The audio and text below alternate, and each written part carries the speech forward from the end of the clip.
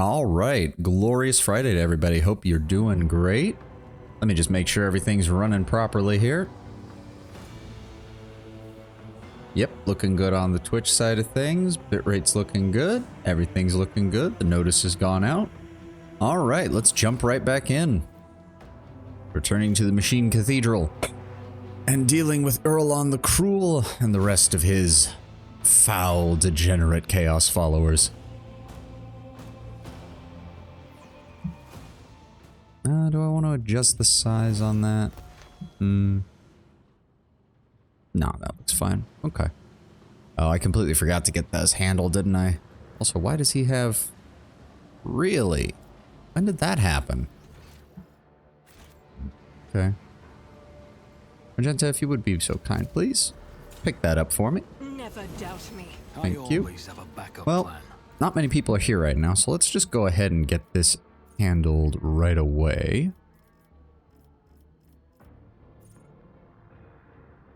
Bonus increase. Psyker's average increases by 5. Bonus increases by 5 at the start of every combat round except the first. Adjacency damage doesn't really help. Soldier gains. So my agility bonus, I want to say, is actually decent right now, isn't it?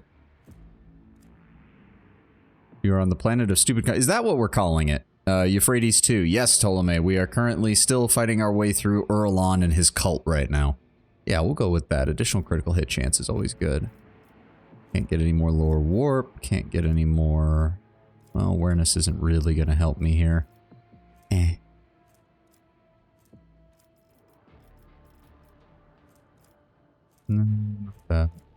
Oh, no. Damn, do I really? Yeah, I've got a decent agility score, so.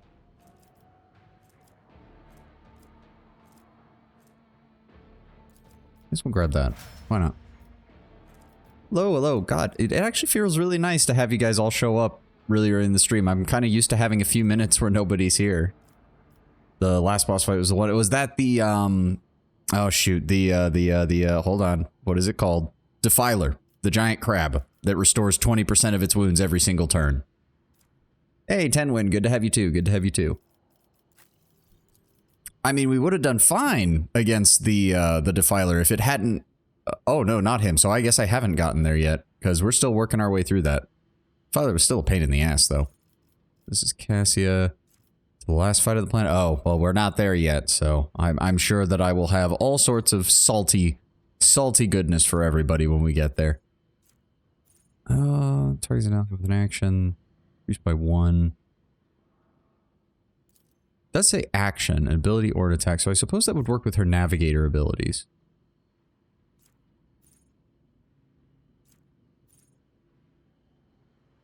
Command does not say. Actually, yeah, no, we'll go with that.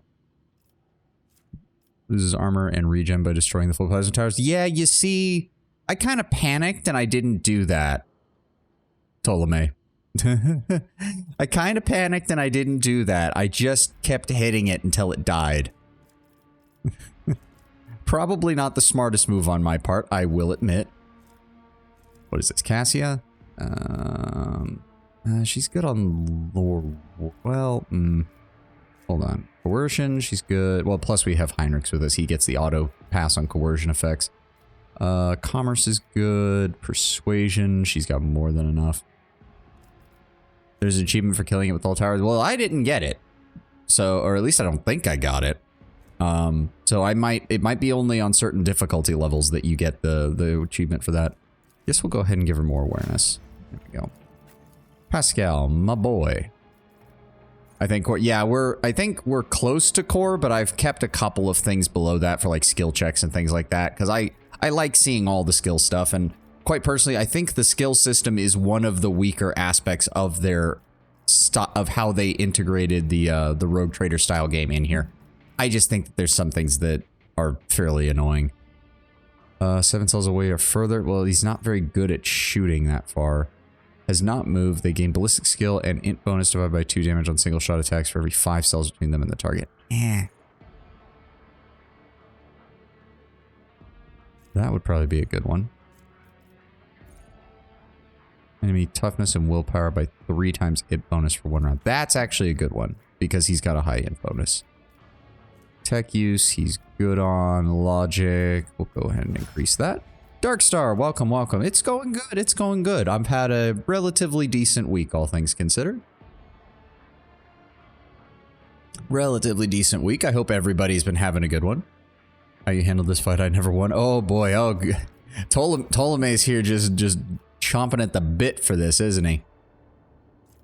I suppose I shouldn't be surprised. Do we want anything from Biomancy? +5 toughness isn't the worst idea. His healing can critically heal. We'll go with Strange Vitality. Getting bonus toughness for doing nothing is, or doing our regular stuff, is not the worst idea. I believe fully that you will finish this game on Sunday. Really? Huh. I had heard that Act 5 is fairly short, so I guess I am closer to the end than I would have thought. Go ahead and grab that. Why not? Act 5 is short and kind of bad. Yeah, I've heard some mixed things about Act 5, I will admit. I will admit. Monday on your side? Maybe, maybe. Depends on how, I guess it just depends on how much we're able to get done on Sunday. Sunday is usually my long stream day. So we will have to see about that. Healing an ally, that doesn't really help. Adjacent ally, that definitely doesn't help. Where is... Skin? Well, maybe that would actually be a halfway decent move for her. Second skin isn't bad. Monday, you did Act 5 in like 3 hours? Interesting. That's really short. Like, that's exceptionally short.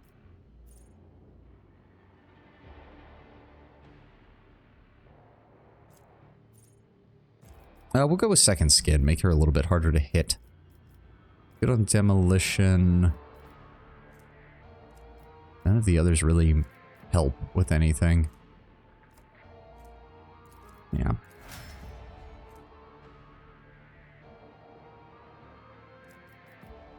Yeah, we'll just see. We'll see when we get there. We'll see when we get there, guys. So yeah, we killed her. We did all that. Always keep your eye on the prize. An injury that doesn't heal in time can be healed with a medkit, but requires passing a medkit skill test. Too many injuries reduce the character's resolve and cause traumas. Well, I'd like to remove those, especially on Pascal. Who has the highest medical skill right now amongst these guys? I've got 75. Pascal has 90. Yeah, okay, it's gonna be Pascal. Of course it is. Shouldn't be surprised. We don't need that one because they're not traumas. I just need... Removes bleeding, removes from fresh injury, or if none exists, attempts to remove an old injury. There we go. I cannot believe watching the lazy handle sacred technology breaks my heart. I'll make sure to return the favor one day. Go. And then we'll... Okay. Anything worthy of my attention. Pascal, please move in such a way that I can actually click on you. That would be nice. We function as one. There we go. Let's just clear those up. We've got plenty of medkits, so there's no reason not to do that. This is what I mean by my hoarding tendencies. I don't think I've used a single combat stim or grenade in the entire course of this playthrough. Oh, God. Developer telling you need to ship the game. To be fair, Owlcat has had issues in the past with, I would say, closing out their games properly. I know there were some complaints about Wrath of the Righteous early on as far as its Act 5 went. And Kingmaker's Act 5 is a combat gauntlet, if I recall correctly. So I'm not surprised that Act 5 might have some issues. My warp site reveals something. Oh shit. Okay, Ulfar, don't. You're too big. You're gonna immediately trigger the trap. Sins hidden in the heart turn all to decay. Act 2 is the best. I would say Act 3... if you look at Act 2 leading into Act 3, I like them both. Act 3 on its own, a little weak, but the build-up throughout Act 2 of the Drukhari coming after you and having to deal with them, Really? That's what... Okay, whatever. Guess there was no way past that. I think the combination of Act 2 and Act 3 is quite good. Act 3 in isolation is a little bit eh. You were thinking on their own? Fair enough, fair enough. To be fair, I don't think it's quite fair to judge individual acts all on their own because a lot of them are going to rely on things that came before. Act 3 is kind of bad because initially the combat feels sluggish due to the debuffs and then it's also very repetitive. Well, to be fair, I am playing a Psyker, so I had a lot more options as far as the early combat in Kamara.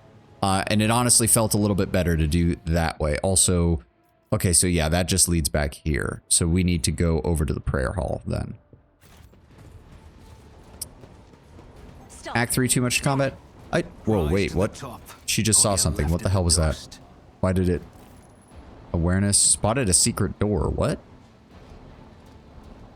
Okay. Act 3, too much combat? Again, it's Kamara, and honestly... I don't quite agree. I think Act 3 had a fairly good balance of good writing moments, especially early on when you're dealing with the battle between the Slythe gang and the fake commissar. I liked the introduction of the Harlequin. I think he was implemented fairly well, especially if you're doing Iconoclast playthrough, because I've seen some people's footage for doing like Dogmatic and Heretic playthroughs, and it's a very different interaction with the Harlequin when you're doing that stuff. Whereas with Iconoclast, the Harlequin seems genuinely like, oh, I can actually communicate. You actually understand me. This is surprising. And also it is, to be fair, Ptolemy, it is Kamara. Like, if you're not going to go for a deep political angle, which you kind of can't if you're not a Drukhari, you kind of have to do non-stop combat in Kamara, because that's exactly what would happen. The second somebody saw a human wandering around Kamara, they're going to try and kill him, or at least torture him. On releasing Kamara, they missed out a bug where you could still maybe put all your equipment in cargo. I mean, yeah, that sounds like something Alcat would do. That sounds like something they would have problems with. Oh, no, not here. Where are we doing? Go back this way.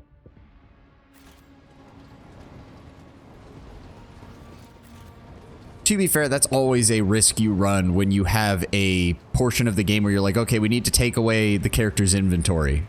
It's like, I mean, it could have been worse. It could have been like a bug where you lose all your items or something, at which point people probably would have wanted to murder someone. Never take away a player's items unless you want to see them angry. I still think I remember watching a series on like, what was it? It was tips for dungeon masters and game masters for role-playing games. And they made a great comment where they're just like, do you want to get your players to go somewhere or do something without making them feel like they're railroaded? Steal something from them. It doesn't matter if it's like a worthless piece of trash. If it was something in their inventory and suddenly it's gone, they will run that person down to the ends of the earth. What does this say? Prayer halls. Oh, okay. Played Act 3, I had to spend 1 hour re-equipping myself when I was rehitting my equipment. Fair enough, fair enough. Because I think I even remember when we got to that part, you specifically said, because I made a comment like, oh, look at that, all the equipment's back where it was. And you were like, yeah, it didn't used to do that. This feels like the fade from Dragon Age Origins. Cool once, but on repeat, it feels like the section where you try and push through as fast as possible. I could see that. That is a good way to put it, Tenwa. I could definitely see that. There's definitely been, I still remember... I believe there's an entire mod for Dragon Age Origins just to remove the fade part because people got so sick and tired of it. All right, let's remove this barrier. I always keep my options open. Pascal, you had the highest Medicae. Were we able to get it? We did. The fetters that hold the victim are designed in such a way as to increase suffering. There's no doubt that torment is one of the elements of a dark ritual. Imagine trying to remember all the secondary items for your companions to find in your 100+. Yeah, I could. That would have probably been... Yeah, that would have been bad. Okay, hold on. This is demolition standards. So we're going to grab Argenta. Heresy grows. Come here, Argenta. If you can just... I don't think I've ever gotten that audio line before. I didn't realize that Argenta was humming. That is both simultaneously adorable and horrifying to imagine a sister of battle cheerfully humming. My God, Kamara has some important plot moments. See, I guess we're just not going to agree on this 10 one. I do I'm not going to disparage your take on it by any means, but I think it was a good combination of plot moments and combat. And maybe if I play through the game again, I won't feel the same way trying to go through a second time. But at least on a first playthrough, I think it was pretty good. You have a shoulder hearing on me? Yeah, I mean, to be fair, it's Argenta. You would want to be careful if you hear that. We've been running into so many of these cogitators. What are they? Examine the cogitator. Yes, we've seen this part before. If you can extract it, examine the image on the screen. The ambiance, visuals, just fit. See, that's closer to my take, Darkstar. I really liked how they handled Kamara. I really like how they handle Kamara. Really, again, it's like what we talked about last time, and honestly, I think the last 2 streams. A CRPG that is set around either a heretical warband or a Drukhari cabal would be amazing, I think. Like, just imagine an RPG similar to like Rogue Trader, like this setup, but you're a new cabal that's building itself up in Kamara. You can still have the elements of like becoming so wealthy that nobody could possibly touch you, that kind of thing, while also dealing with like the political side of things, like dealing with Asdrubal Vect. Hard to have romance though? Not impossible though. Not impossible though. As we see with Marazai, it's not impossible. Or as an Eldar, yeah, I could see Craftworld Eldar also being interesting. In fact, this is one that it's stuck in my brain, and I don't actually know if it's canon, but I could be wrong. I should say I could be wrong, but I remember at some point I was reading up on the Drukhari, and there's like an interesting tidbit from one of the Games Workshop Black Library novels where they actually point out the Drukhari do not have a word for love. It doesn't exist in their language anymore. Instead, they have something that directly translates to the closest equivalent is something like the person to whom I would willingly show my back. And it's because, you know, everything in Drukhari culture revolves around backstabbing and betrayal and all that stuff. So it's interesting that the concept of love, the concept of closeness, the closest equivalent the Drukhari have is someone who they know it will not betray them. Is Rogue Trader a relatively newish game? It is, I want to say it's been out for about 9 months or 10 months or something like that. They're getting their first DLC here in a few days. Like, yeah, 4 or 5 days. Mental image of a slocky romance novel. It's all centered around a rogue trader teaching exiled Drukhari the concept of love. I mean, to be fair, if you're playing like a heretical playthrough in your Romance Marazai, that's kind of what you're doing. Yeah, in 1 week or so. If we do end up finishing, then I don't know. I might just play through the DLC on my own time, or I might start a playthrough on my own to run through. I would probably run a dogmatic playthrough next and just go hardcore pro Imperium. Since we're getting the iconoclast being nice to everybody out of the way. Examine the law. Oh, I didn't read that. The eye-like sparks are yellowish orange in color, but you're pretty sure this monitor cannot display such a vivid hue. You lean forward and hear a predatory growl coming from within the device, a sound full of hatred and hunger. Heretic playthrough 1? I don't know. The funny thing is, if I was going to do a Heretic playthrough, Ptolemy, I would probably play the most plain Jane combat character just to emphasize, like, the hilarity. Like, I would play him like a normal guardsman, but he would end up being a Heretic. It would just be kind of funny. No psychic powers, no crazy shit. He just goes into combat with a lasgun and a flak jacket. Is just like, yeah, I'm still better than all of you because I have the blessings of the dark gods. Sucks to be you guys, doesn't it? Ooh, that would be kind of hilarious. Play him like a blood pact guy. Do arch militant pistol and sword with like a las pistol or plasma pistol or something. Thanks to the Sega sale, might have some extra coin. I hope you do, Kato. I hope you do. I don't know. I mean, I would actually... I don't know. I don't know if Alcat would put the game on sale when their DLC comes out. I think I've seen them do that before, where when they release a DLC, they'll put the base game up on sale to try and encourage people to get at least one or the other. The cogitator does not react to the buttons being pushed and the handles being turned. The screen continues to display what you saw when you first approached the machine. Check for the presence of data crypts. The data crypt is in place, but its slot is protected by 2 rows of metal claws growing straight out of the cogitator's casing. They flex under your scrutiny, clutching the device even tighter. Deactivate the cogitator. When you reach for the power shutdown lever, the growling from the depths of the machine intensifies and the screen starts filling with red. Your hand stops 1 centimeter away from its goal. Heinrichs, have you ever seen anything like this before? Heinrichs gives the screen in the control panel a thorough examination. Another manifestation of the same corruption we encountered on Kieva Gamma. Perhaps if we had an auxiliary connection system. Heinrichs pries a side panel open with a knife and receives a face full of sparks and caustic reagent. After swearing and wiping his singed face, the interrogator manages to pull out a bunch of wires and cut the right cables, causing the cogitator to shut down, the claws holding the data crypt unclench helplessly. I hope, like, was that it? Yeah, that's it. I don't know what all this is leading up to. We found like 4 of these things. The molten rock is radiating tremendous heat. The surface bubbles and hisses softly as if the magma were incinerating the very air you breathe. Didn't have Rogue Trader on sale, but Dawn of War 2 is on sale. I got the DLCs for 1 and 2. Got some work to do. Yeah, Dawn of War 2 is always a good choice. Might stream that at some point. Well, maybe.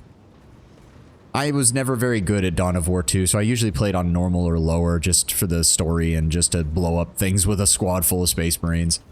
Might not be the most exciting of things to have on stream. There are some strategy games I'd like to play on stream, though. I did do a quick run of... Oh, there's another computational cogitator down there. I did do the tutorial for... Or like the tutorial in the first mission for... what was it? Homeworld Deserts of Karak. I might want to return to that and finish the whole campaign at some point. Oh, great. More demon summoning. Great. Thanks, game. Disappointing you can only be sanctioned psychers. We kind of need to play psycher who pretends to play nice before having a moment later when you've gone full heretic. I mean, to be fair, you kind of can, because when you hit Exemplar, the final, where is it? The final archetype, you can awaken as a psycher. So you could play a heretic playthrough through playing whatever your first 2 archetypes are, and then when you access Exemplar, the very first ability you take is to awaken as a psycher, which is kind of, it would still be kind of fitting. You can't go full blown, but not with the background of being a witch. True, though. To be fair, in the character creation process, your character is not some nobody. You're actually fairly well known.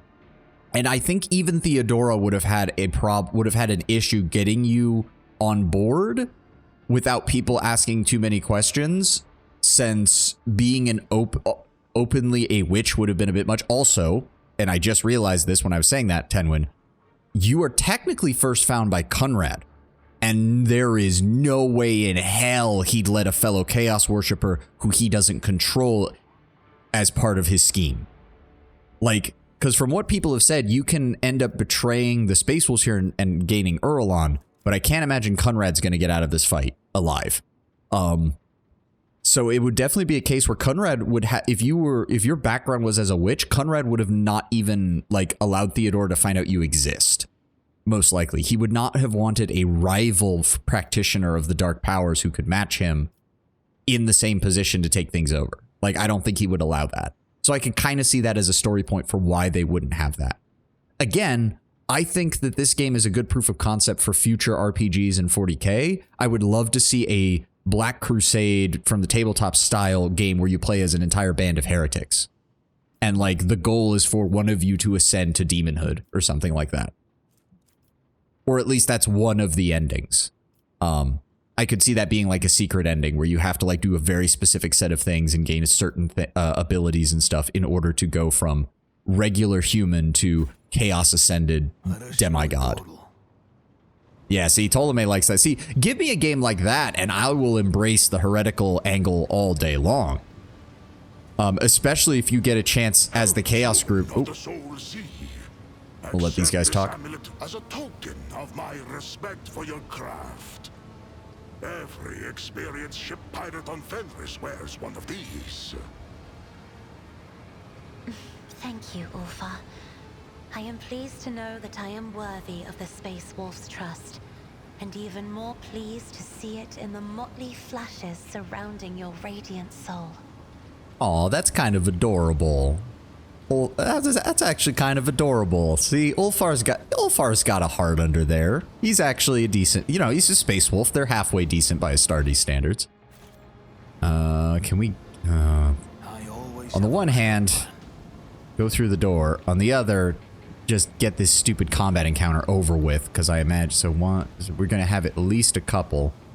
Oh, okay, this is going to be a big combat encounter. Okay, okay. But yeah, a Black Crusade style game would be very interesting, especially if you get to just body Chaos Marines later in the campaign. Like, could you just imagine starting as a normal human cultist, working your way up the ranks, gaining power, becoming a sorcerer or something, and then a Chaos Space Marine shows up to try and take over your cult, and you're just like, no, absolutely not. I have worked too hard for this bullshit. The Imperium took enough from me. I'm not letting you take shit from me, too. All right. All right, let's... Oh, shit, that's not... Okay, that didn't summon an enemy. That just caused damage. Shit. Okay, that's different than what happened last time. Fuck. All right, well, that was my bad for assuming that things were the same. Pascal, break out the medkits. Flesh is weak, says the guy who also got injured by the by the little warp jump thing. Shut up, Pascal. Your assistance I is won't much forget appreciated. this. I was just reminded at the start of Dark Tide of the prologue. Captured prisoner psyker in normal, no extra protection during a warp jump. Yeah, well, to be fair, again, remember the Imperium is... Competence is a rare material in the Imperium.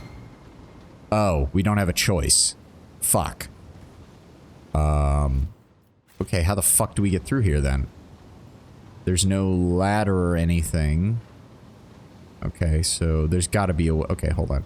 We're gonna send my character, because if there is warp energy stuff... I don't make mistakes.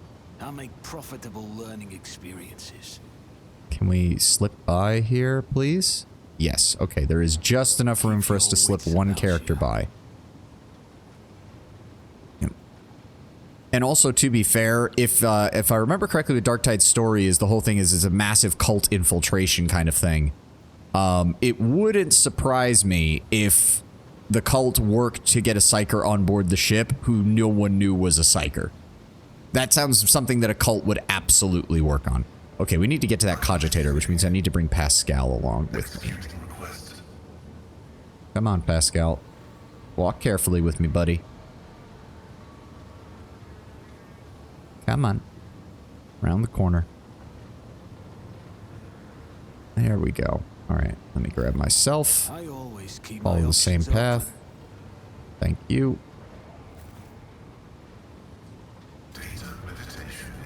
We got it? Okay.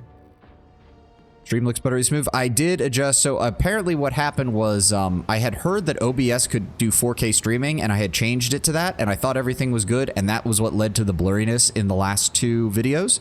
I set it back to 1080p, but I did also double my bitrate because apparently OBS's internal systems were cutting my bitrate down to 2400 kbps. I upped that to Twitch's max, which is 6000. So everything should look good because I have a surprisingly good internet connection where I live. I'm honestly shocked that it's as good as it is. Also helps that I have a fairly small apartment that I can plug my computer directly into my internet router and I don't have to worry about a wireless signal fucking up on me.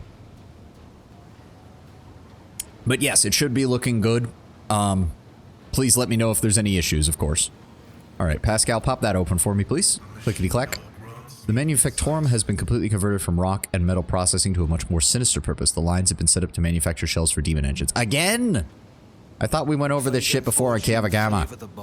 To be fair, from the sound of it, the Cult of the Final Dawn's baseline members are pretty shit at combat, so it's not surprised that they've turned to demon engines to try and supplement their combat capabilities. Stop! Game, why? Why did you have me run through there? There's got to be a way to turn these off, right? Because I can't even walk Ulfar through here. He's going to just immediately trigger everything.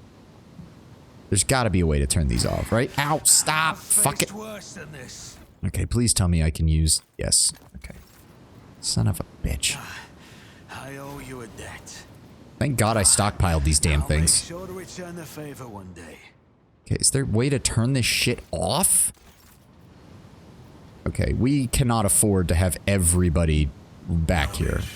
No, no, no. Don't walk through it, god damn it. Yes, I did 10 win. I also saw the Orc Primarch's video. No, god damn it, Pascal.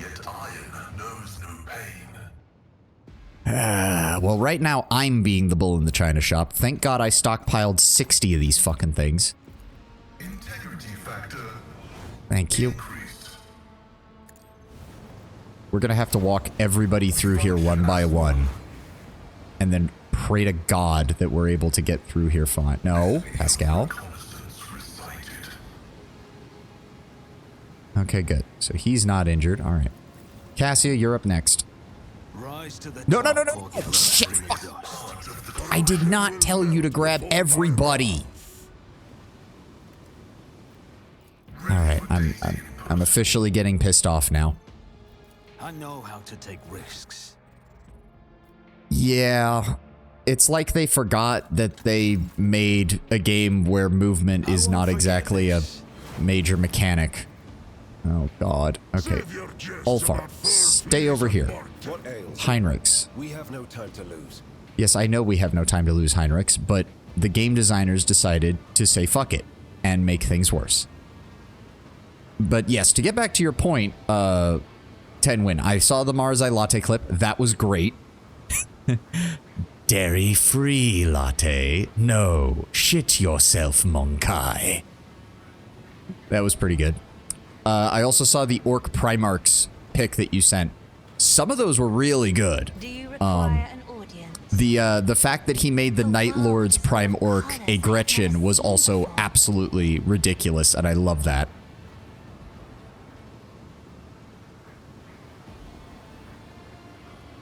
Okay, Cassia, come on.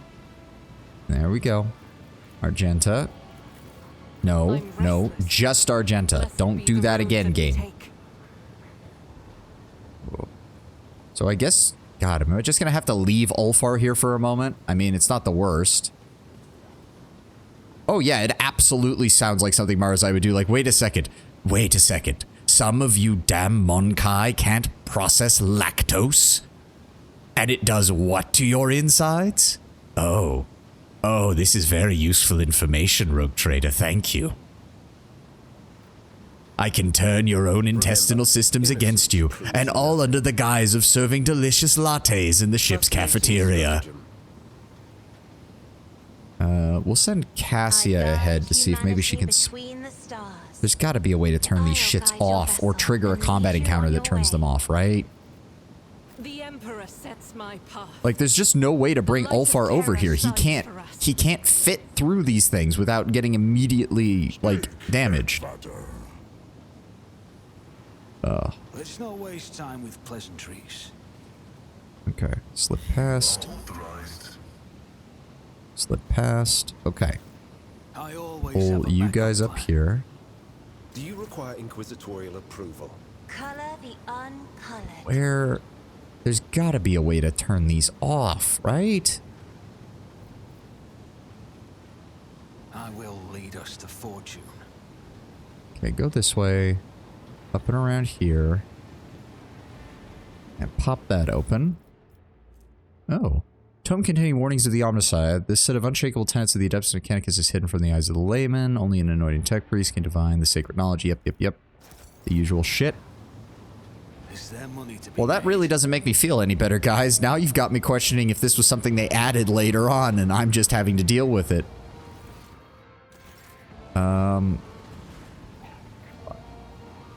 Okay, hold on. We're gonna quick save before we open any of these doors, because if it suddenly opens into a combat encounter and my character's the only one over here, I'm gonna call bullshit. Can I close the door? Can I close the door back up, please? Fuck. We're gonna back up.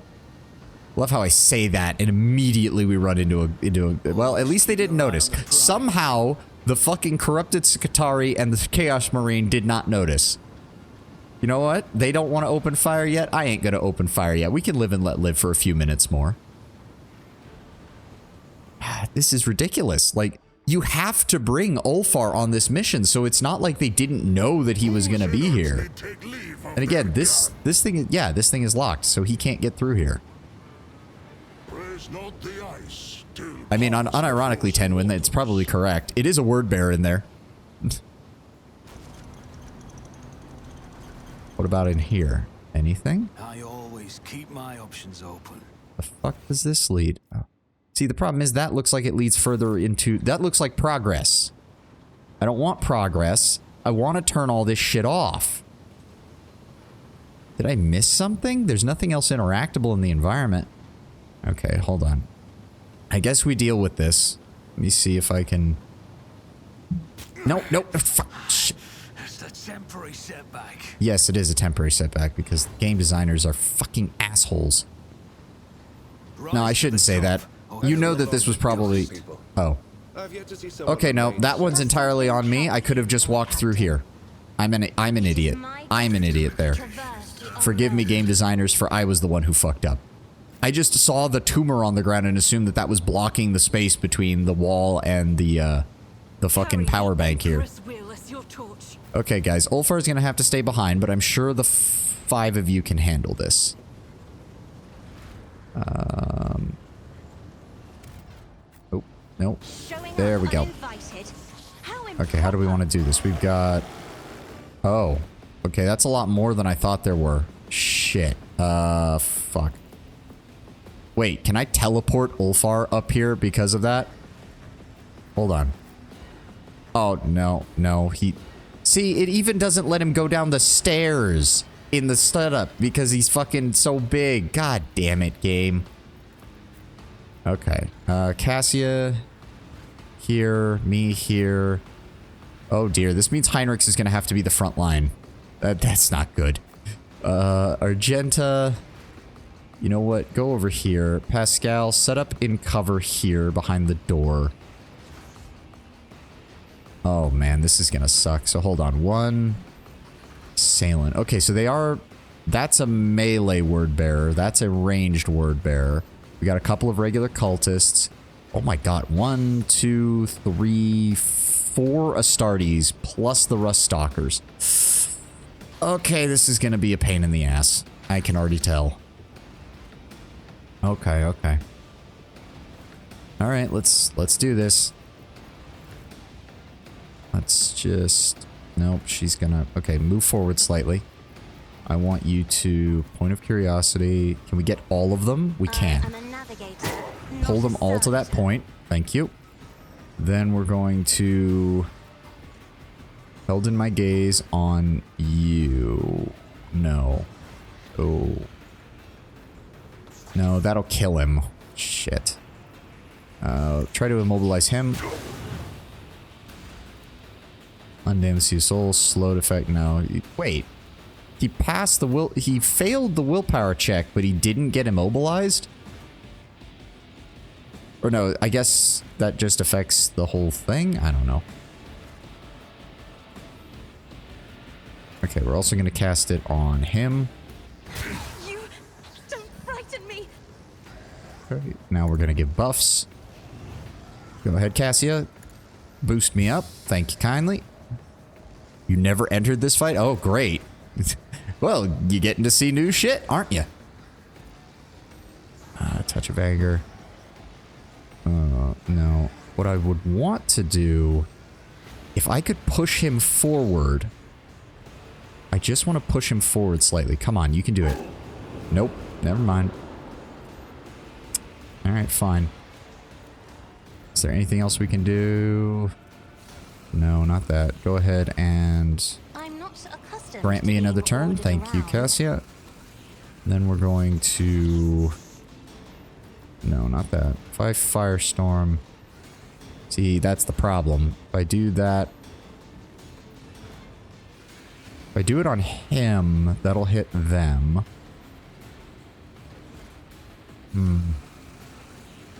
Yes. Okay, he's dead. He's almost dead and now on fire. We're going to go ahead and light him on fire as well. Stylish, welcome, welcome. Okay, that's all of them on fire. Oh, I can actually see him. Go ahead and set him on fire. Good. Good damage. Then we're going to inflame. Good. He's dead. They're almost dead. We're going to go ahead and transcend potential on Cassia, which will allow me to immediately use her heroic action to grant me a full turn.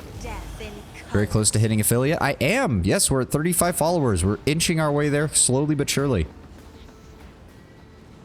Then I'll have to figure out how to handle being an affiliate, I guess. I've got no fucking clue what I'm doing in case that wasn't obvious. Okay, and then Cassia can still do... Is there anything else she can If do? only that were possible. Really, no line of sight to the target. Can you move over here and do that? That is Really? foolishness. There's no line of sight. Do not dare ask. Really? That doesn't make any sense. Nope, still says there's no target. Okay, just stay there then, Be Cassia. careful not to cross my gaze. I mean, I'd like to just imagine that it's Cassia, like, channeling warp energy from her navigator eye to assist us in combat the way she does it, but... Okay, so that, and then it's my turn. Oh, can we get by him? Hold on, if I move here, can I see him? No, I can't see him either. That's kind of aggravating. Jesus, nothing. Alright, well, fuck it, then. We're gonna move up here. And then we're gonna set you on fire. Yep, they're dead. Then we're going to inflame a second time. There we go, another one down. Oh, shut up, word bearer. There we go. Ha ha ha. I was born for a greater fate. Shut up, word bearer. You get exactly what you deserved. If I move there, I might be able to see both of them. Let me see here. Like, yes, good. I refuse. Are you Okay, how about here? I can see him, but then I can't see him. That is dumb as shit. Look how... What the fuck? I don't Okay. need luck. I have strategy. The line of sight mechanics in this game leave a lot to be desired. I'ma say it. Okay, then we're going to... Well, we'll pop this to get the extra crit chance. Thank you. Then we're going to... No, not that. We're going to Firestorm to hit both of them. Yeah, honestly, at this point, I would suggest it because it's only a few days away. It's only a few days away. I was honestly kind of hoping the game would last longer just so that we'd be able to get to it, but it's entirely possible we'll be done before the DLC comes out, or so far into Act 5 that it will be irrelevant. Go ahead and pop Run and Gun, give us a few more movement points so that we can move up here and I can finally hit this guy. There we go. So he's taking damage, they've taken damage. That just leaves the Cultist and the Chaos Marine back there. So we're going to go ahead and set you on fire again. There we go. If I move there... Yep. Good. He's dead. I think that's actually all I can do. Because I can't see anybody else, I don't think. Nope. And nope. The word bears go around asking a moment to speak about it, Lord Savior. Oh, what is... There's a clip that somebody used from a meme where it's like, do you have time to talk about our Lord and Savior, Jesus Christ? And the woman's like, no. And then the guy just slams on the door, just like, it wasn't a fucking shit. That's how I imagine the word bearers are most of the time. Except it's, you know, the dark gods. Do you have a moment to talk about the glory of the dark gods? No? Too bad. Alright, so that ends his turn. Cassia... You know what, can you run over here and go ahead and pop that? Really? No? Okay, you know what, just stay where you are, Cassia. It's fine. It's fine. No, seriously, it's fine. Argenta, though, if you'd like to come over here. Be the fire in my heart. And go ahead and rapid fire. Thank you. Go ahead and That is for the weak. pop, pop. Sucks to be you, word bearer. Believe it or not, heavy bolters were designed to kill Space Marines. Who'da thunk it? Well, I mean, not designed, but they're good at doing it. Ulfar just... Wow, he can't even move down the stairs in the combat mode. Wow, that is sad. Alright, well, there's no point in bothering with that then. I don't think he can even... Yeah, Heinrichs can't even see that guy. Or I guess technically he can't? I don't know. Well, this dude's about to have a bad day. Goodbye. I'll see to it personally. Your end was Splat. inevitable. I love setting everybody on fire. Oh my god, did we level up again? Okay, Ulfar, again, don't move. No, I don't want you. Grab this. Ooh, bolter. Yeah, it's just a heretical bolter. Requires Adeptus Astartes. Yeah, so there's no point. There's no point. Let's go ahead and grab this. Rebel sniper rifle, worthless. Another bolter, worthless. Grab you 3. Oh, power swords. I'm kind of miffed that I haven't found any good force weapons for Heinrichs. I had to switch him over to power mauls because there were no good force weapons and his damage potential was being really restricted. Oh, well, there's no point in that. I can't use that either.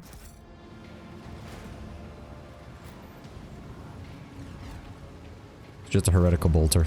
It's a tiny squeaky voice. Skulls for the skull throne. Yeah, that'd be kind of hilarious. Though I think in lore it usually means that like when you open fire with it, it causes something to happen, is usually how I've seen it portrayed as. Oh, this interconnects with... Oh, well we can get Ulfar then. Hold on. Ulfar... No, no! Stop! Why? Why? Don't select everyone. I wanted to just... Jesus fucking Christ. Just Ulfar. Just Ulfar game. Just Ulfar. It's not that hard. Okay. So apparently I didn't even notice that this was all interconnected on this side. Yep, there it is. Yeah, this was literally where we did the skill check, and then I decided to go off in this direction for some reason. Okay, so what else is over here then? Nothing from the looks of it. Yeah, warp shells. The shells speak sometimes, it wouldn't surprise me, or they're made from some... Ooh, rage fire plasma gun. What does that do? It won't say. Hold on. Sort by newest. It is same armor penetration, slightly higher damage. See, the name Rage Fire would seem to indicate that it does something? It's like a plasma gun, but with more rage. I mean, yes, but does it do anything? It's weird. It's got a unique name. You'd think it would have a...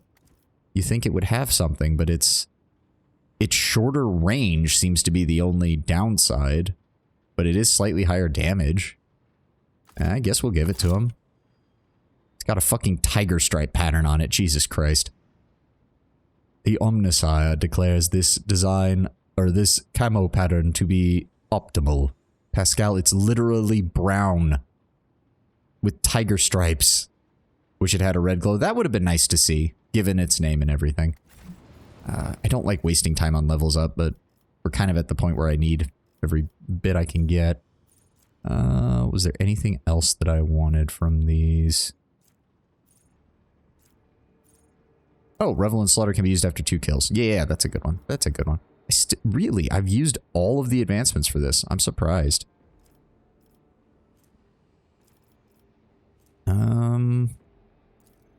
This game has occasionally had me use my own persuasion skill rather than Cassia's, so we're going to bump that up slightly. So the enemy can't see it coming. The idea of the Mechanicus actually use... Well, to be fair, I was about to say the idea of the Mechanicus using camouflage is a bit weird, but then I remembered that part of the lore behind why the Mechanicus uses red as their color is because it blends in on the Martian surface. So, you know. Yeah, we'll just boost her resolve. That's fine. She's good on persuasion still. We're just going to bump her awareness up. Scal... +1 AP and ignore enemies to... Like, what is his... Hold on. Nah, his perception's nowhere near high enough for that. The target of analyze enemy... That's a good one. Just more exploits all the time. He's already maxed out on that. Go ahead and grab tech use. Heinrichs... Maybe we'll go ahead and use Pulse of Life. Or Xenos, go ahead and grab Coercion. Just get these all out of the way as quick as we can.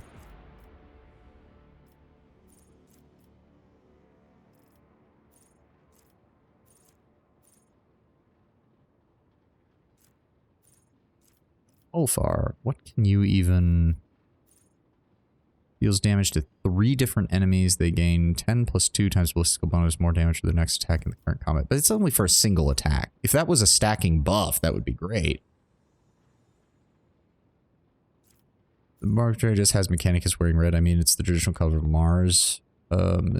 Well, at the same time, though, Pascal is an explorator. And most of the explorators are either directly from Mars or they're from a Forge world that has very close ties with Mars. Because the explorators are essentially the hand-picked exploration corps of the Martian cult. They're one of the aspects of the Mechanicus that is simultaneously both heavily under Mars's control, but also kind of not, just because of their nature of being sent off into the darkness of the galaxy to find things. They're not a traditional deployed from a Forge World force. They're more like a roving band of soldiery that's used by the Mechanicus as a whole. Now, what would be more lore accurate is for different members of the Explorators to maybe have small details depending on what Forge World they came from. But the Explorators themselves wearing red is not, I don't think that's not a stretch by any stretch of the imagination, in my opinion.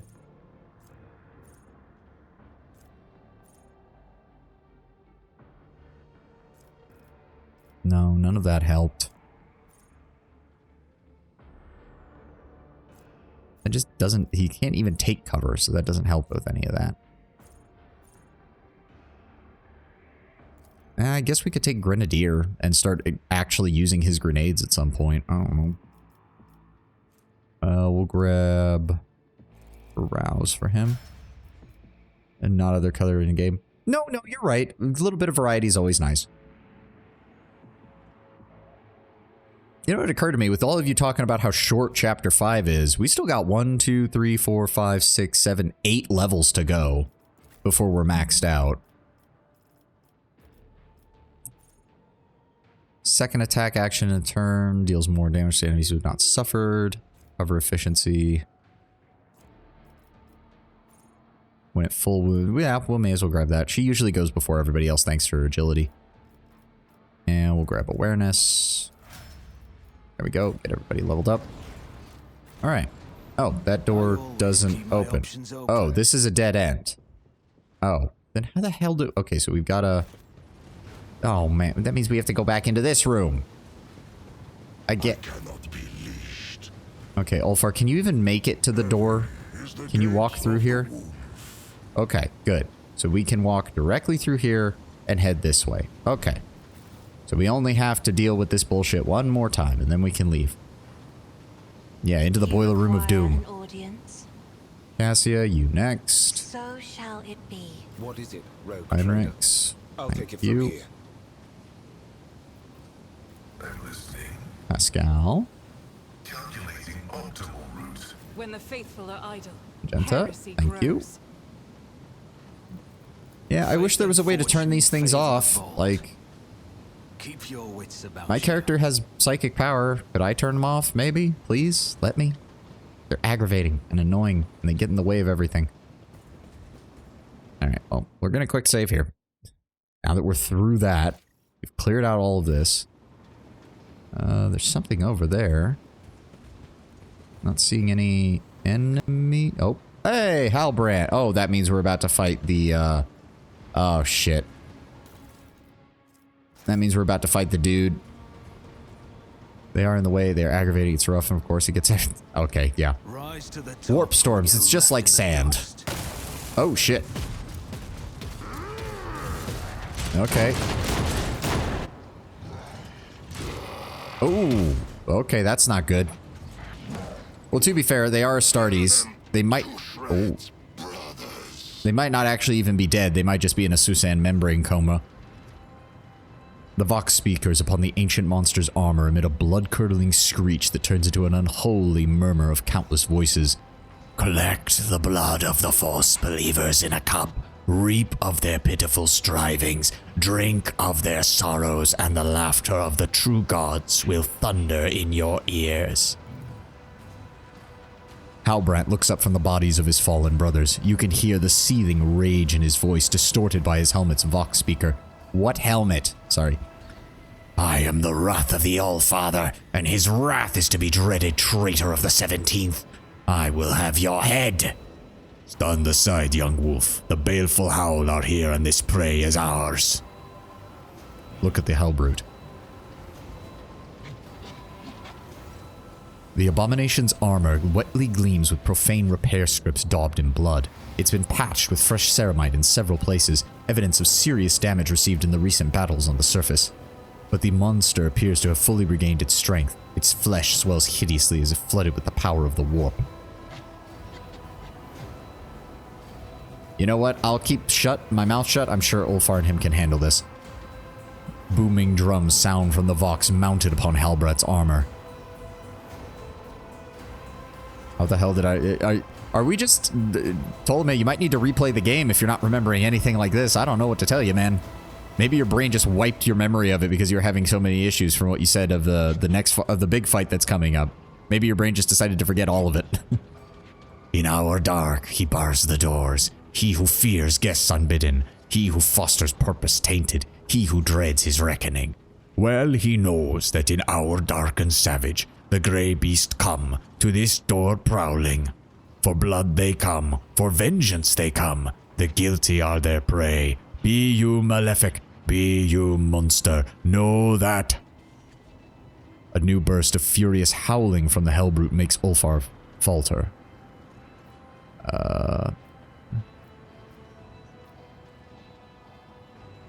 For the fallen, you will answer to us. Giving you a smile of darkest sorrow, Ulfar concludes grimly, To harsh retribution their blood calls us. Fenris remembers all, and Fenris forgives nothing. Like two virtuosic musicians, Halbrat and Ulfar fall into a perfect rhythm of words, breath, and movement. With a fierce howl, they rush to the attack, moving not as two warriors, but as one. Well, let's find out how badly this is gonna go. Time to set him on fire, I guess. I mean, that is my default strategy, of all things. When in doubt, apply more fire. Heresy ends here. The disgrace of Monarchia will be avenged. Ooh, they actually gave him a voice line. Oh, shit. Bloodsmith, Space Marine. Okay, so he's brought his technical crew with him to assist. Halbrand, 352. Jesus Christ, he's gonna get fucking destroyed. Okay. I'm gonna set up over here. Pascal, give me full cover on this side. Ulfar, go ahead and support me over here. Heinrichs, go ahead and give Halbrand a shot over here. Argenta, you can go set up over here. Oh, unfortunately, they're all going to go first. So instead, I want you back here because he's going to be moving up. All right. We all know how this song and dance goes. Cassia, give me the buffs. Yes, we've already beaten one Hellbrute. He does have more health, though, and I should probably check to see what other special abilities he has, because God knows this entire chapter of the game has just been, let me show you how many more abilities this thing has. 100% armor and 40 deflection. Only Ulfar's attacks can significantly reduce the Hellbrute's defenses. Well, fuck you, game. Let the galaxy burn. Boosts its damage with infernal energy. Its melee attacks deal fire damage and inflict burning. That's not good because that will directly impact my ability to use Inflame to deal additional damage. Combat Master, Ruinous Blessing. Critical vulnerability. Ulfar deals 100% additional damage to the Hellbrute and lessens the effect of Ruinous Blessing, reducing the Hellbrute's armor down to 50% and deflection to 0. Nice. Eternal Hatred. When reaching 5% of wounds, the creature restores 50% of wounds and starts to deal more damage. Unfortunate. And when he dies, he explodes. Okay, okay. Point of Curiosity. Let me go ahead and try to draw him. There we go. Thank you for getting closer, my friend. Then we are going to... Oh, there's 3 of them. How the fuck did I miss that there was 3 of them? I'll deal any damage except the turns around himself 3 times while saying Kumbaya. Okay. Alright. Gonna use that on him to inflict that. We're gonna use that on him. Good. Then we're going to Warp Curse to increase the amount of damage that we deal. Then give me another turn, please.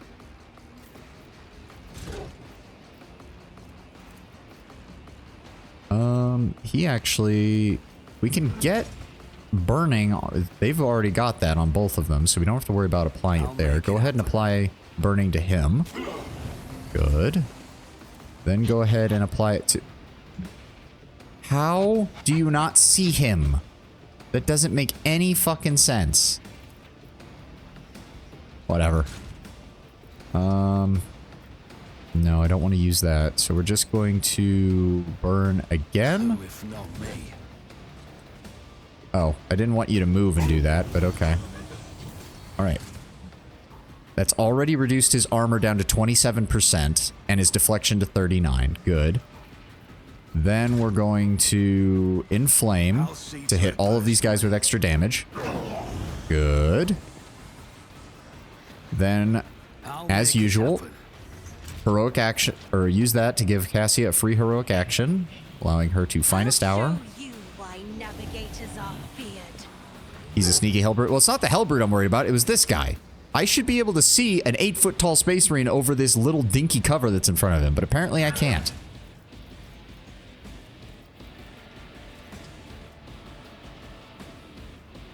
Oh, I should do that. Go ahead and give me 25% damage. Oh, enemies suffer 25% damage. I've made a mistake. Oh, whatever. Go ahead and cast this on him again, just to deal more damage. Thank you, Cassia. The sooner we do damage to him, the better. No, we don't want to do that. It is now my turn. If I move here, I still can't see him. Are you kidding me? Okay, yes. Get me fucking fire on him, please. There we go. Everyone is now on fire.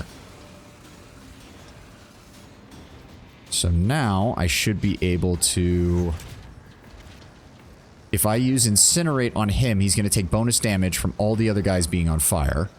Who if not me? Good.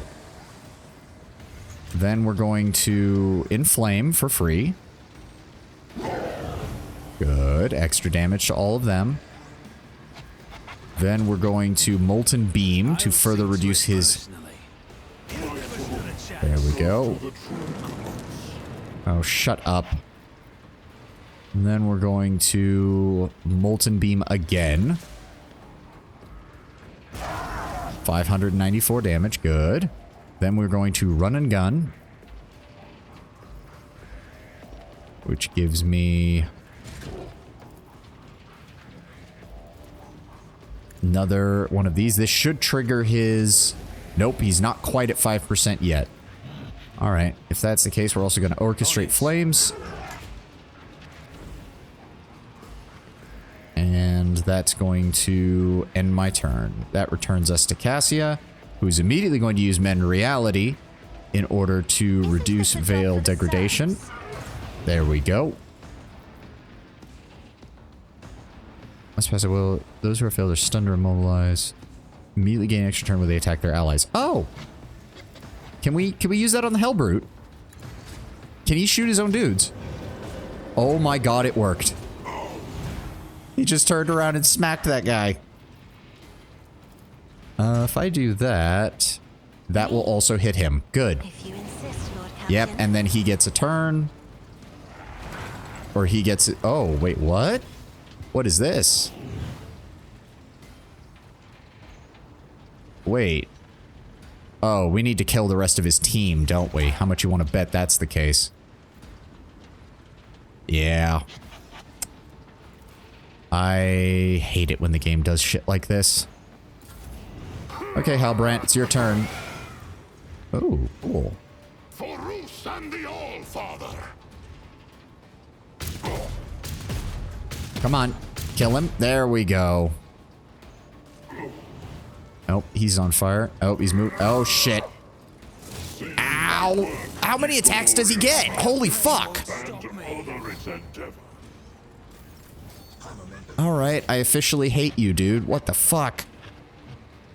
You would think putting a Hellbrute on fire would make it more dangerous? I mean, it would have if I hadn't kept burning it to the point where it had to fall back.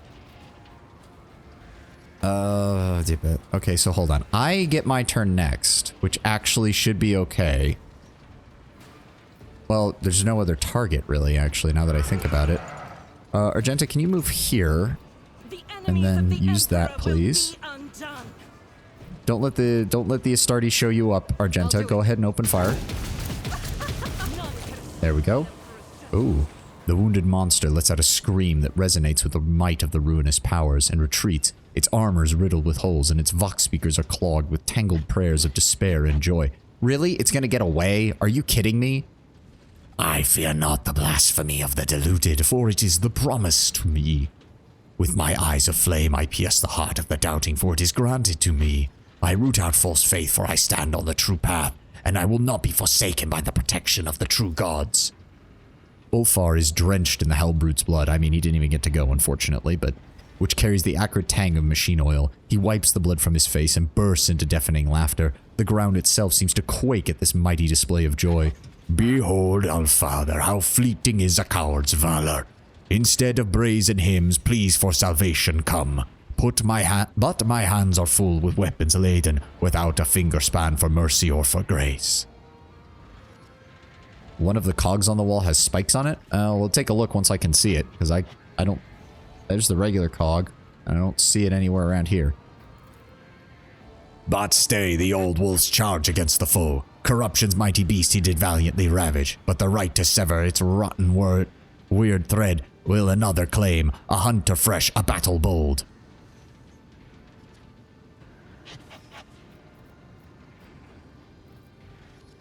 No, let him go. Let the Space Wolf cook. Let the Space Wolf cook. You're 100% certain you didn't do this fight? Well, to be fair, there was the storybook event before this, and I think maybe you could... I failed that check to kill this thing up there. It might have been that if you succeed at the check, you don't even have this fight. That's entirely possible. Ulfar's voice becomes low and heavy with dire warning. Stand aside, young brother. Our foe is wounded, but well banked is his malice, and still smoldering. My lot will be his blow to meet. My hide there carries scars aplenty.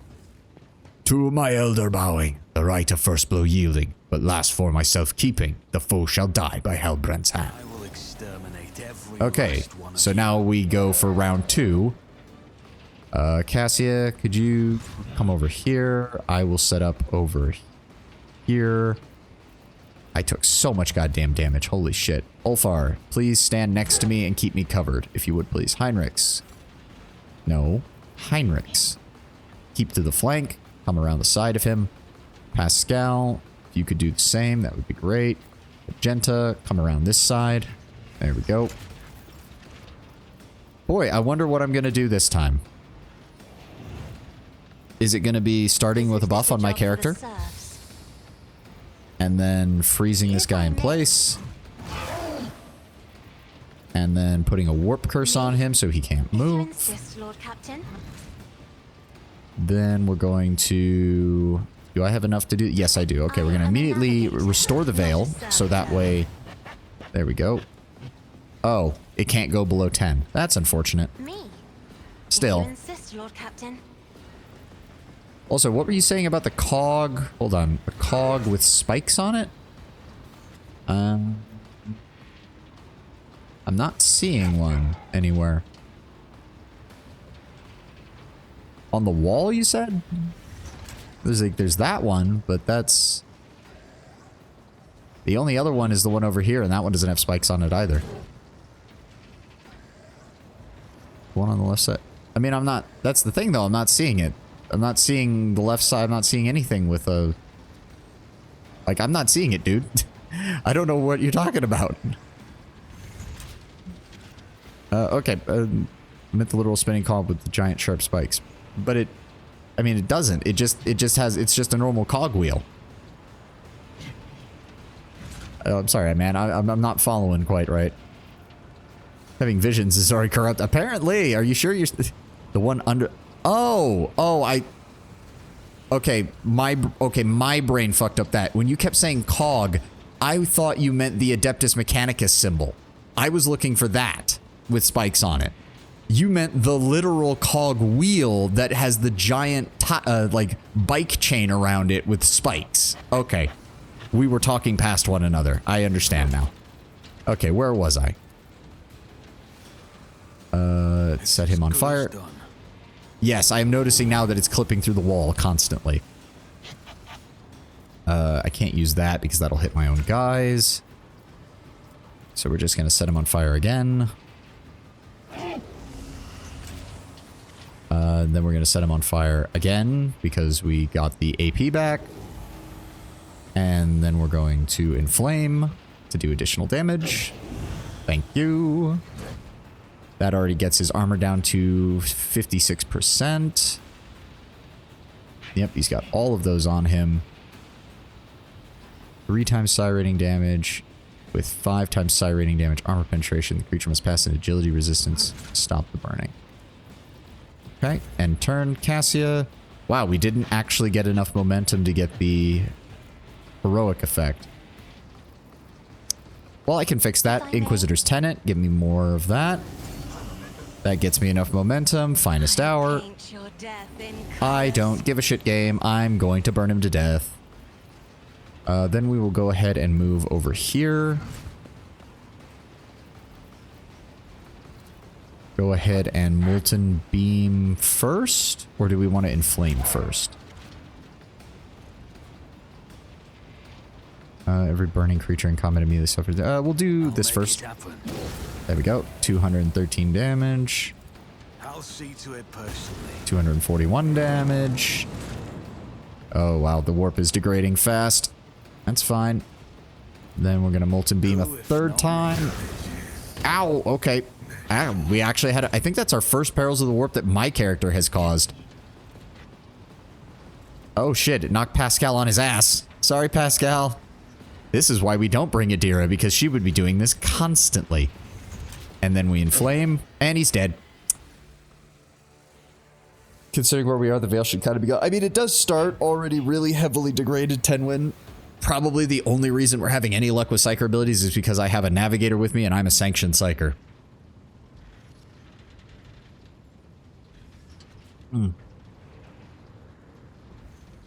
Oh, sorry. Had to take a drink there. The heretic, lowering his gruesome weapon in exhaustion but still standing, casts a desperate glance at Ulfar. The Vox speaker crackles. In the abode of the true gods, there is neither time nor prohibition. What is reflected will endure forever. I was, and therefore I am, eternal. Doom's scream will resound in your ears. I mean, it is a word-bearer Hellbrute, so I'm honestly not surprised that it's at least somewhat coherent, because it's mainly focusing on its whole religious, like, preaching angle. But yes, it is kind of shocking to see a Hellbrute of all things that isn't just screaming incoherently. With glorious song, the gnat buzz will drown out. With sweet Imyod, your traitor name wash away. Tell the blood moon wolf you fell at noble Halbrand's hand. Shoda. Halbrand shoots a defiant look at Ulfar, who has blocked his path to the defeated monster. The young wolf raises his weapon, ready to defend his claim to the prey. Wow. Okay, Ulfar. Many lessons have to you, young wolf, been handed down. So let this be your last. Tread not upon your elder's prey.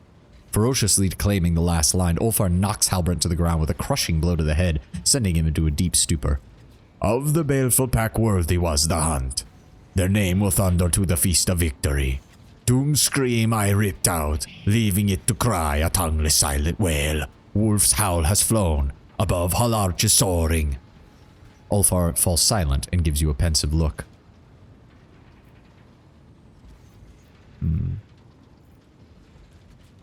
Above hull arches soaring, eternal as our hunt, in darkness unrelenting.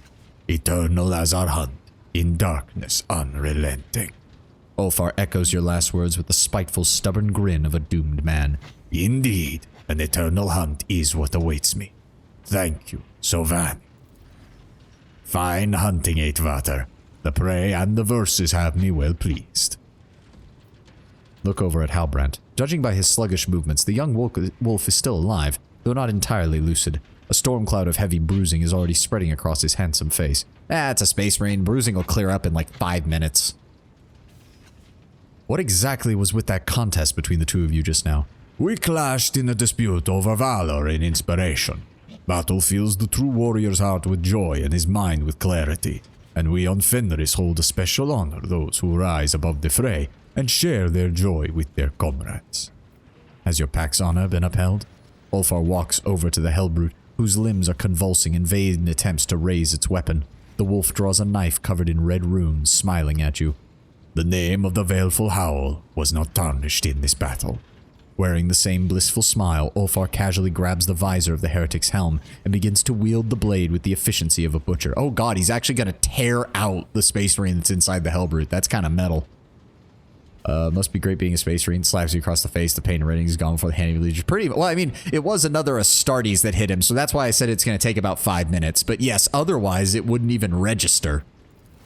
In fact, given their genetic modifications, a normal human slapping a Space Marine is likely to result in the human breaking their hand if they try it with any level of force. The dying enemy rasps and gurgles, choking on its own blood as severed tendons snap and sawed bones crack under tight Venusian steel. The Hellbrute's legs begin to buckle, but he somehow remains upright, as if out of sheer arrogance. The heretic lives long enough to fully partake of the agony, and when Ulfar finally finishes, he is clutching the bloody horn that protruded from the worshipper's head. Ulfar swiftly carves a protective rune onto it and proudly proclaims, "A glorious trophy." I mean, it still seems like something the Inquisition would immediately raise an eyebrow about, but knowing the Space Wolves, the rune that he carved on it actually is going to keep it from spreading any corruption, so that's surprisingly worthwhile. What are we doing with your brother, then? Kaboom. Cool Marines don't look at explosions. Sorry. Noble Halbrand, it would be unwise for you to come with us, I think. It will be some time before you are well, and I do not want to have to answer to the Old Father should you die. Let no one say a worthy warrior melted his foolish end because of Ulfar. My heart is raring to fight, Brother Ulfar, but my legs are in no hurry to carry me towards more enemies. I will join the fray when I can stand, if you would be kind enough to leave a few heretics for my blade. Okay, well, good to see that that all worked out. Also, did I get... Innocence proves nothing. Did I get injured? I think I did. Hold on. Pascal, break out the medkits.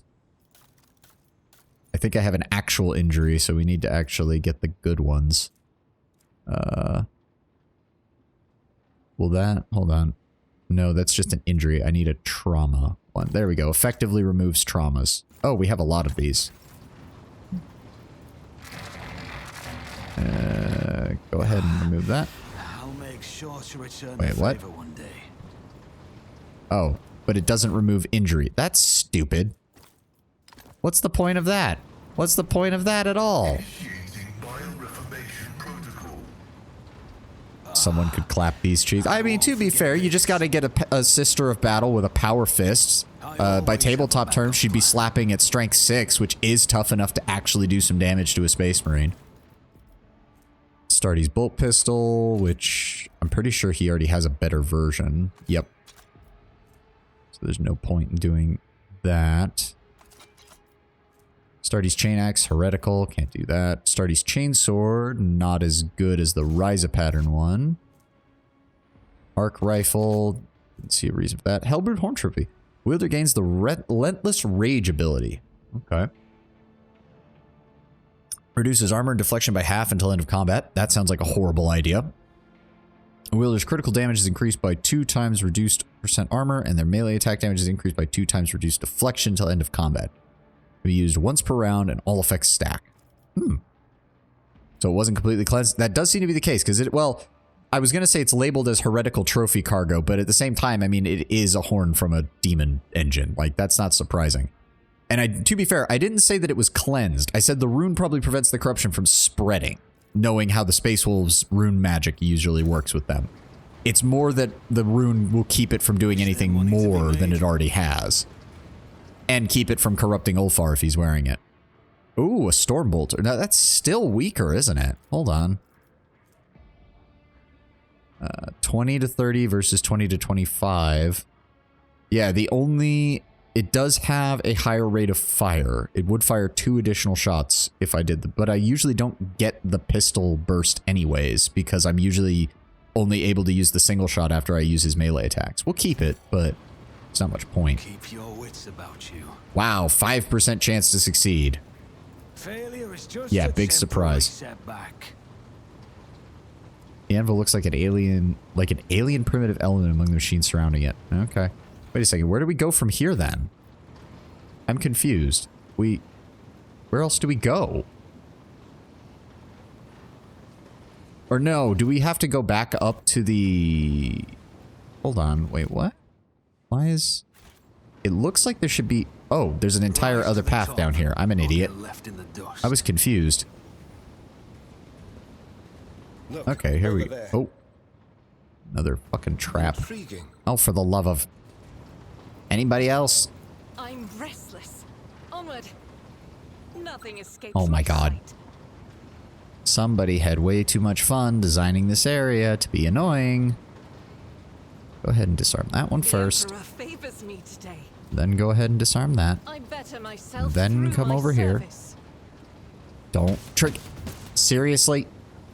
Whatever. Okay, there's a door there. There's a door there.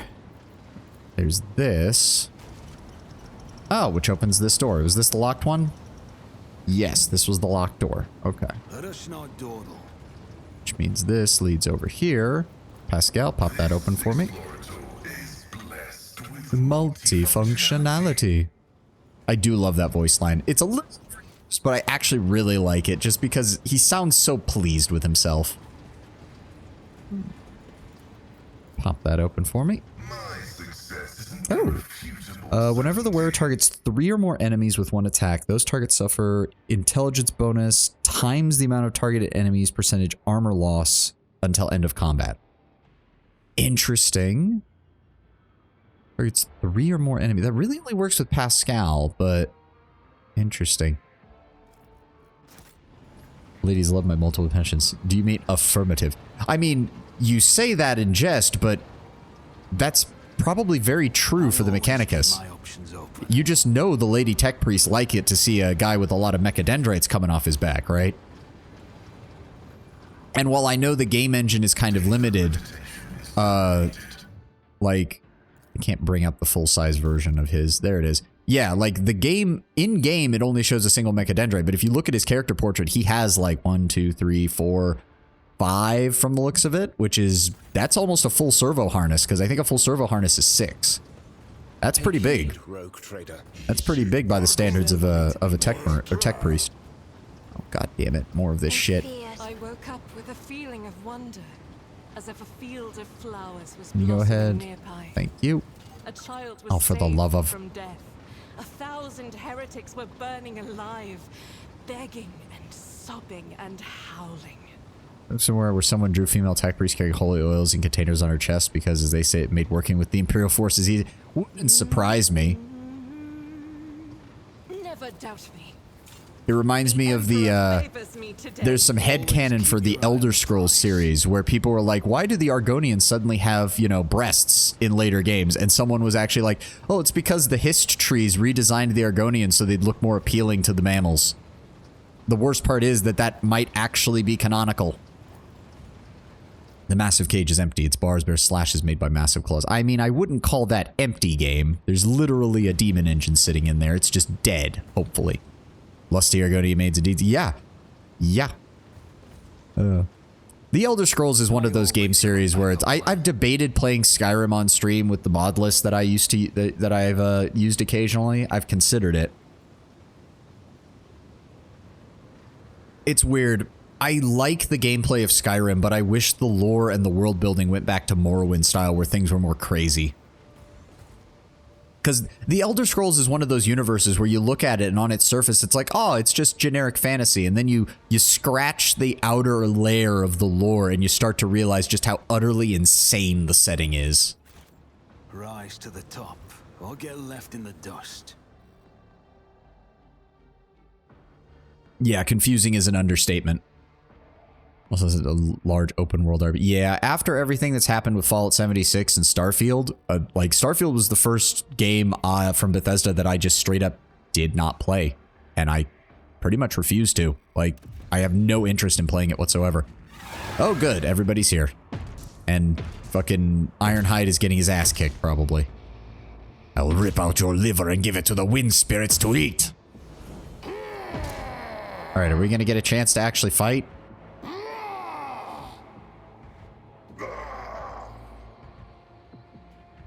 Yeah, he's getting his ass kicked. God damn it. Stupid fight incoming. Oh boy, here we go. Game? Oh, we're actually getting a chance to just walk up and talk to him. It's okay, Tenwin. Ptolemy has already mentioned that this fight is going to be aggravating, and to be fair, it's Owlcat. I kind of was expecting that. Can we inspect him before we start the fight? No, it's not letting us. I always keep my options open. Space Wolf. Ironhide, go ahead and quick save. Oh no, he hasn't told us why, though I have my suspicions that there's going to be something really dumb. Hold on, water. But I appreciate you looking out for me, Tenwin, because I do put it in the rules for no spoilers. My victory was predestined, for you were outnumbered. You are a handful of fools who worship a dead fallacy. I have the Great Four upon my side. May they revel in the blood that spills from the veins of the heathens. Oh, straight into a cutscene. It's about here where you can go full heretical. I would not be surprised. I would not be surprised in the slightest, Tenwin. Though honestly, I almost would find it hilarious if you could do a heretical playthrough and then just stay loyal to the Imperium anyways, and just be like, nah, I like the perks of being a rogue trader in the Imperium while still being heretical. Fuck you, Eurolon. That would be kind of hilarious. You are late, Sovane di Firenze. Your allies have fallen. Perhaps you should simply admit defeat. If you do, I promise. No, I won't promise you anything. Whatever you choose, I will ensure you die a slow and excruciating death. See, I will say, I wish we'd seen more of Conrad. Even if it was just background stuff, I wish we'd seen more of him over the course of the game, rather than kind of him just disappearing after the prologue and not really reappearing until now. Because at least it would give his hatred a little more emphasis that we had fucked up. Yeah, see, requires heretical voter. I bet you this is where you would start doing that. Oh, it's fine. I just picked Firenze because I like the sound of it. And also, I like having the last name in here because then it makes your full name with Von Valentius added in sound really good. Answer 3 is great. It does look pretty good. We're going to look at the Fallen Space Wolves first, just to get the description. The wounds left by Urlan's blows are dire, but the Emperor's angels are known for their hardiness. It seems you've arrived just in time to stop the profane sorcerer from finishing them off. Yeah, they're probably in Susan membrane comas right now, barely functional, but they're still alive at least. Grow as many eyes as you want, Voidfear. I will burn each and every one of them from your sockets. Let's see if you will be so insolent when I slit your throat and bathe your precious warrant in your blood. Oh, that was nice and quick. I was kind of expecting more. Okay, we have 11 enemies. Corrupted Tech Priests, 3 of them. There's a Word Bearer. Okay, the Corrupted Tech Priests don't seem to be too much of a problem. We've got 1, 2, 3 Word Bearers plus Urlan the Cruel. Conrad has 800 health, which is unfortunate. And then we've got a smattering of Corrupted Tech Priests standing around. Conrad, you have 15% armor and no deflection. I am going to light this bitch on fire. And I am going to enjoy every moment. Oh god, he has chain lightning. Fuck you. You are dying first. Creature gains immunity, gains 1 stack, suffers warp damage or is affected by psychic. 1 stack of dark blessing every time it suffers warp damage or is affected by psychic phenomena. Well, gonna set him on fire. Oh! Wait a second. Melting armor. That means he's a pyromancer. He's gonna try and set me on fire. Oh, this is gonna be fun. Having some nighttime phones with your romance partner shouting your entire name the whole night is so dumb. The funniest thing is, if you're who would do that? Jay would do that. If you were romancing Jay, Jay absolutely would be the one to, like, do your entire name. Then she'd probably start laughing at the end of it. Just because of how long it is.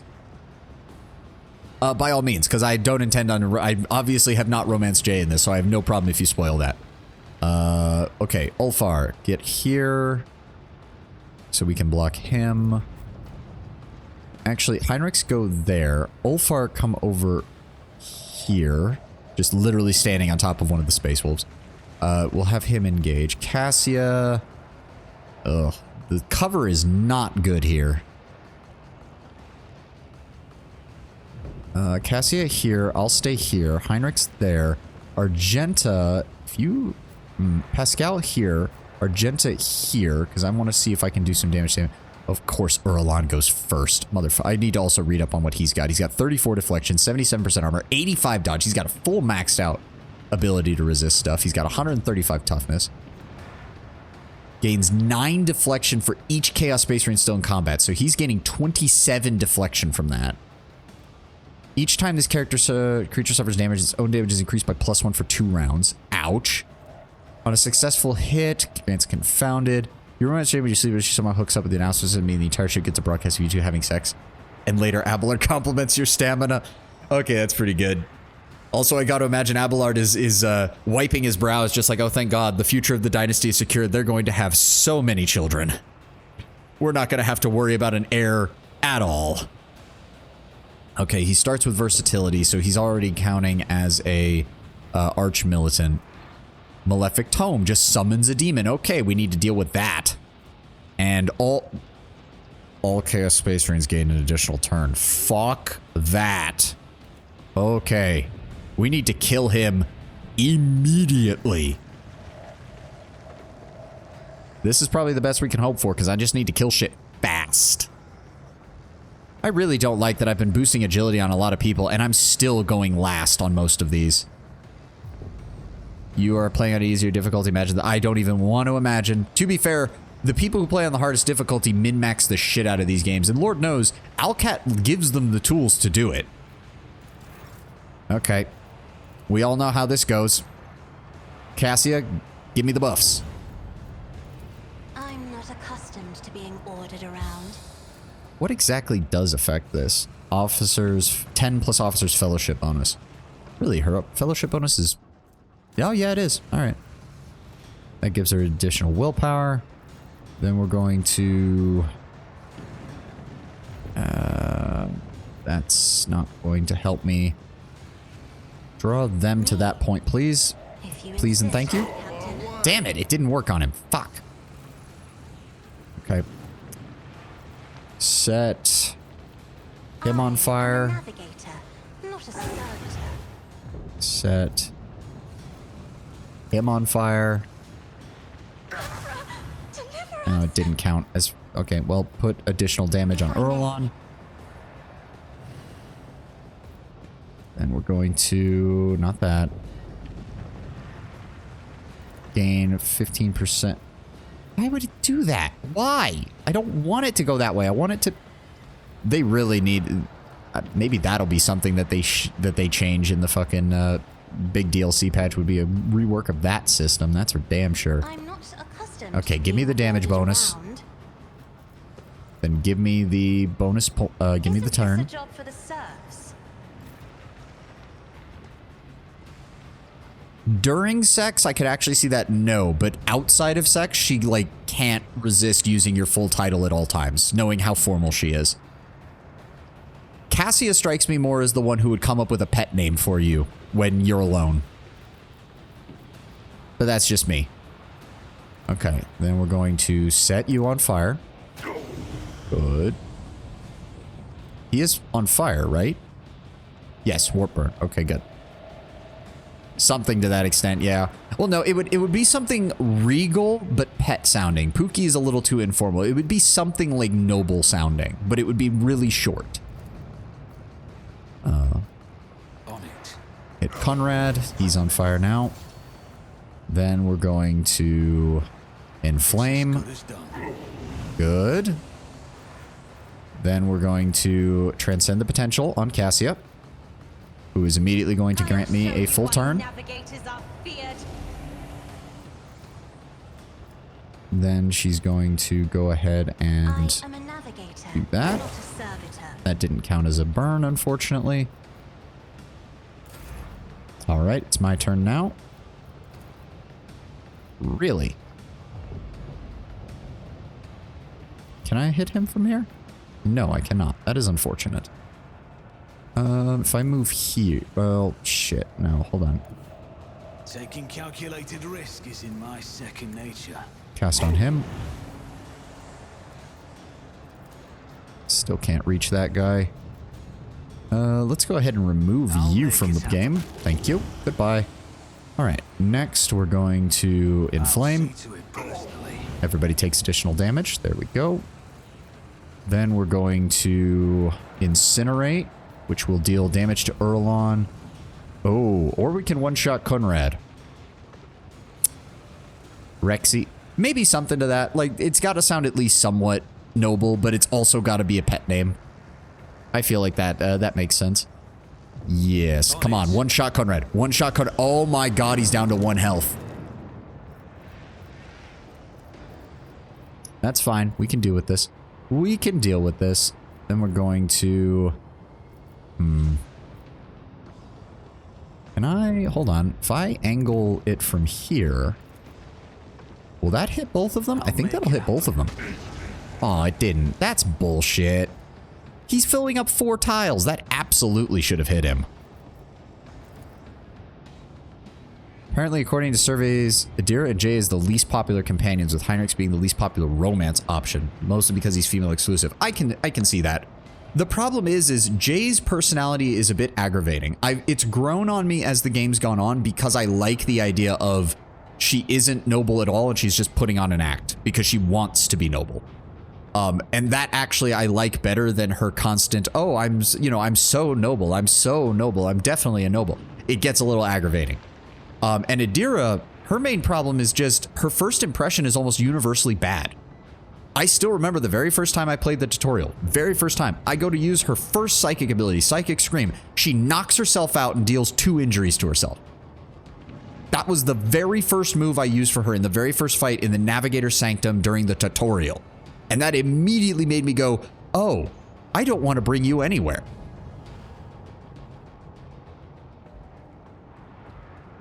Because she's just, like, don't get me wrong, she's, in the later game, you can see her potential as a debuffer and a support unit for psychic abilities, but... Exactly. I've had that happen too. I think the first time I played the game, when we first got to Janice, the first combat encounter there, she summoned a goddamn bloodletter.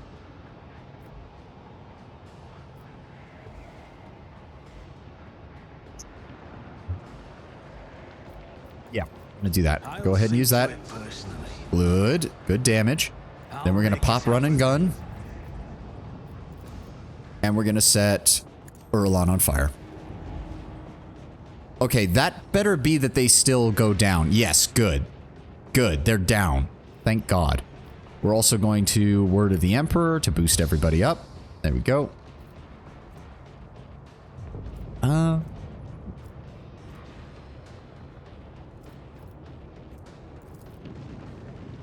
Suppose we could use it, except that's the... No, that's the Heroic Act. I don't want to waste that.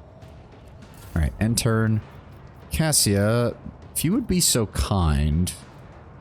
Well, first of all, go ahead and mend reality. Make things a little bit easier on us. Thank you. Yeah, it still doesn't go below 10, but still, that's better than nothing. Could cast that. That's the Purifier. Must pass a willpower test. They immediately gain a turn where they attack their allies. Go ahead and cast that on him. I'm not accustomed to being ordered around. Oh, I was hoping you would attack the other... Okay, well that still works. That's fine. Still killed one of them.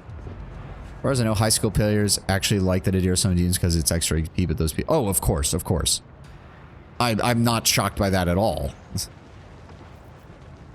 Then we're going to go ahead and... No, if we do that, he'll move closer to us, which is not what we want.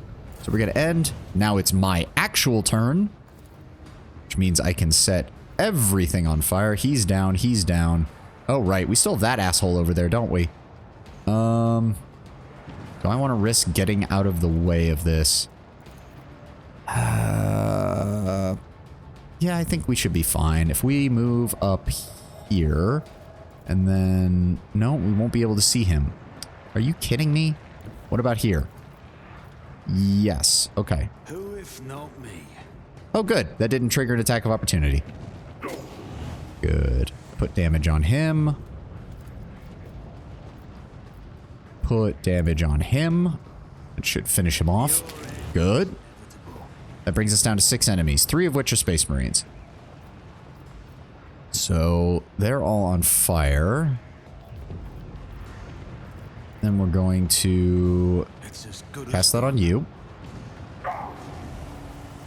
Cast that on you. Why does the Rogue Trader only have 1 romance option? You're absolutely rich and powerful, why not have multiple?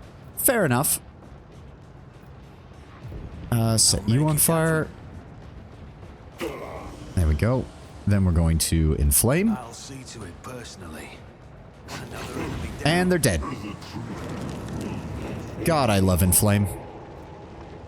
Then we're going to need to revel in slaughter.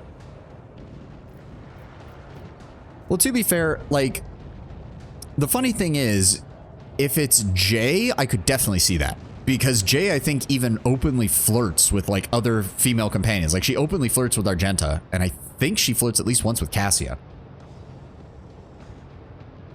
So Jay being open to you having, like, additional lovers would make sense. Heinrich seems too straight-laced to allow that. And Irolet obviously wouldn't. Marazai is another one where he would just be like, oh, yes, please, bring another person in there.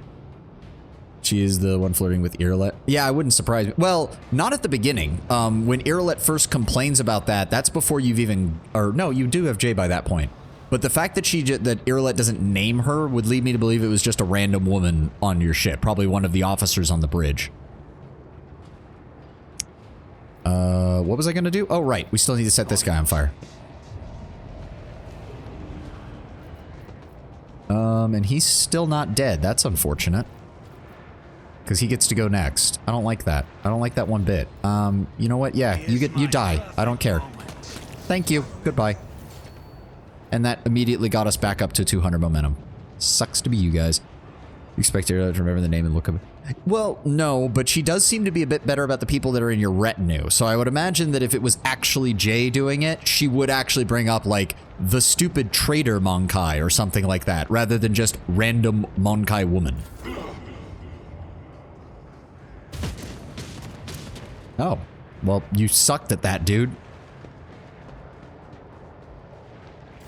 Also, my Alpha Strike potential must be insane because I actually managed to down Conrad and Erlon before they managed to get a chance. Oh, he's dead now. That's good. Ulfar, if you could come over here. Then we're going to have you run straight up on that word bearer. Thank you. Then we're going to kick. Oh, I was hoping to knock him prone. That's not going to hit him. We will try to do him with the burst. Good shot. And then swing.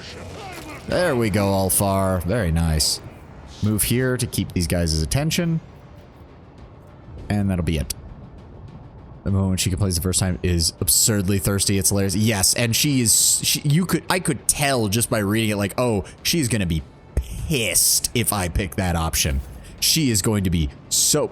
Well, because it's literally like, to the Eldar, especially when you and her first meet, it's literally like if a wild animal started humping your leg or something like that. That's how they view it as. Like, it's no surprise that the Eldar are like, oh my god, why would you think I'd be into this?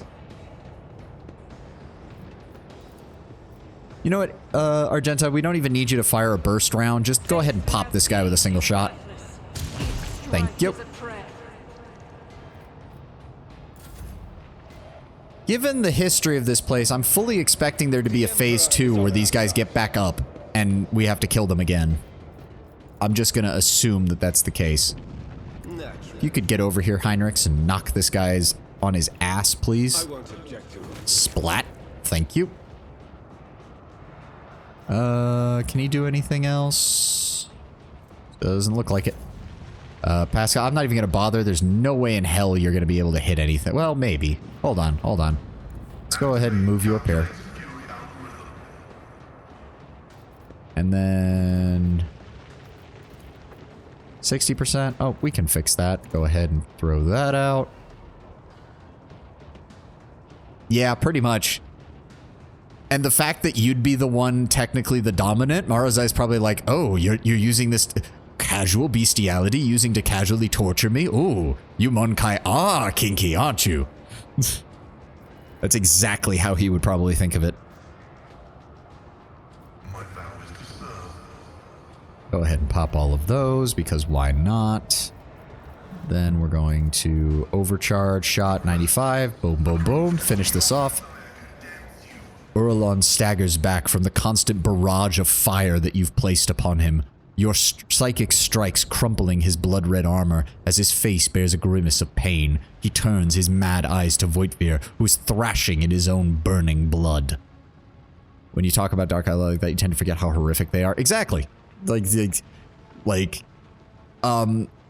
I actually, this one I didn't intend, but apparently one of the endings for Marazai has him going back to Kamara, refounding the Cabal, and just straight up going back to killing your people. Like, he doesn't care.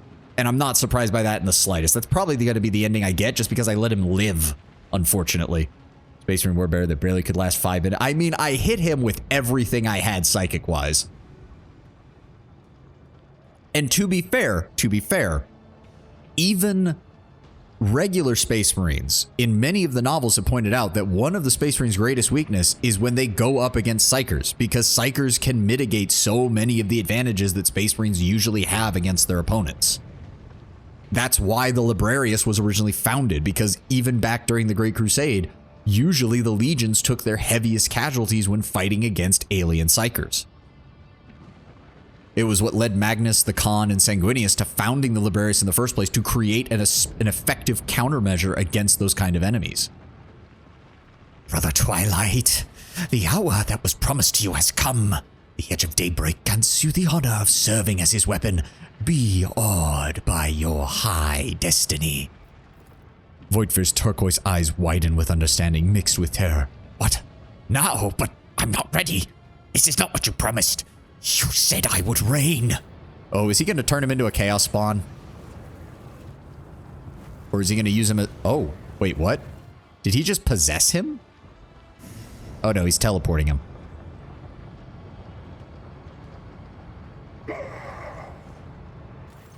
I mean, it's not surprising. Like, Chaos Follower, this is sort of the thing. It's like, people question how Imperial citizens could believe Imperial propaganda, but then you've got people like Conrad who actually believe that the word bearers are going to help them, like... Urlon draws his blade, shards shimmering with unnatural light. Ways change, Brother Twilight, and nothing lasts long in our Lord's hand, but you will reign indeed, as a vessel for your master. The blade cuts Voitvir's coat and chest open, sinking deep into his flesh, finding its way to his heart. The glyphs carved into his skin by his ruthless mentor begin to glow so bright, you can see them clearly through his clothes.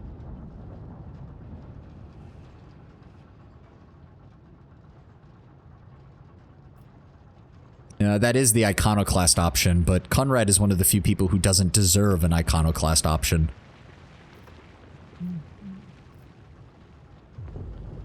I know that sword. Its shards were used in 2 attempts on my life.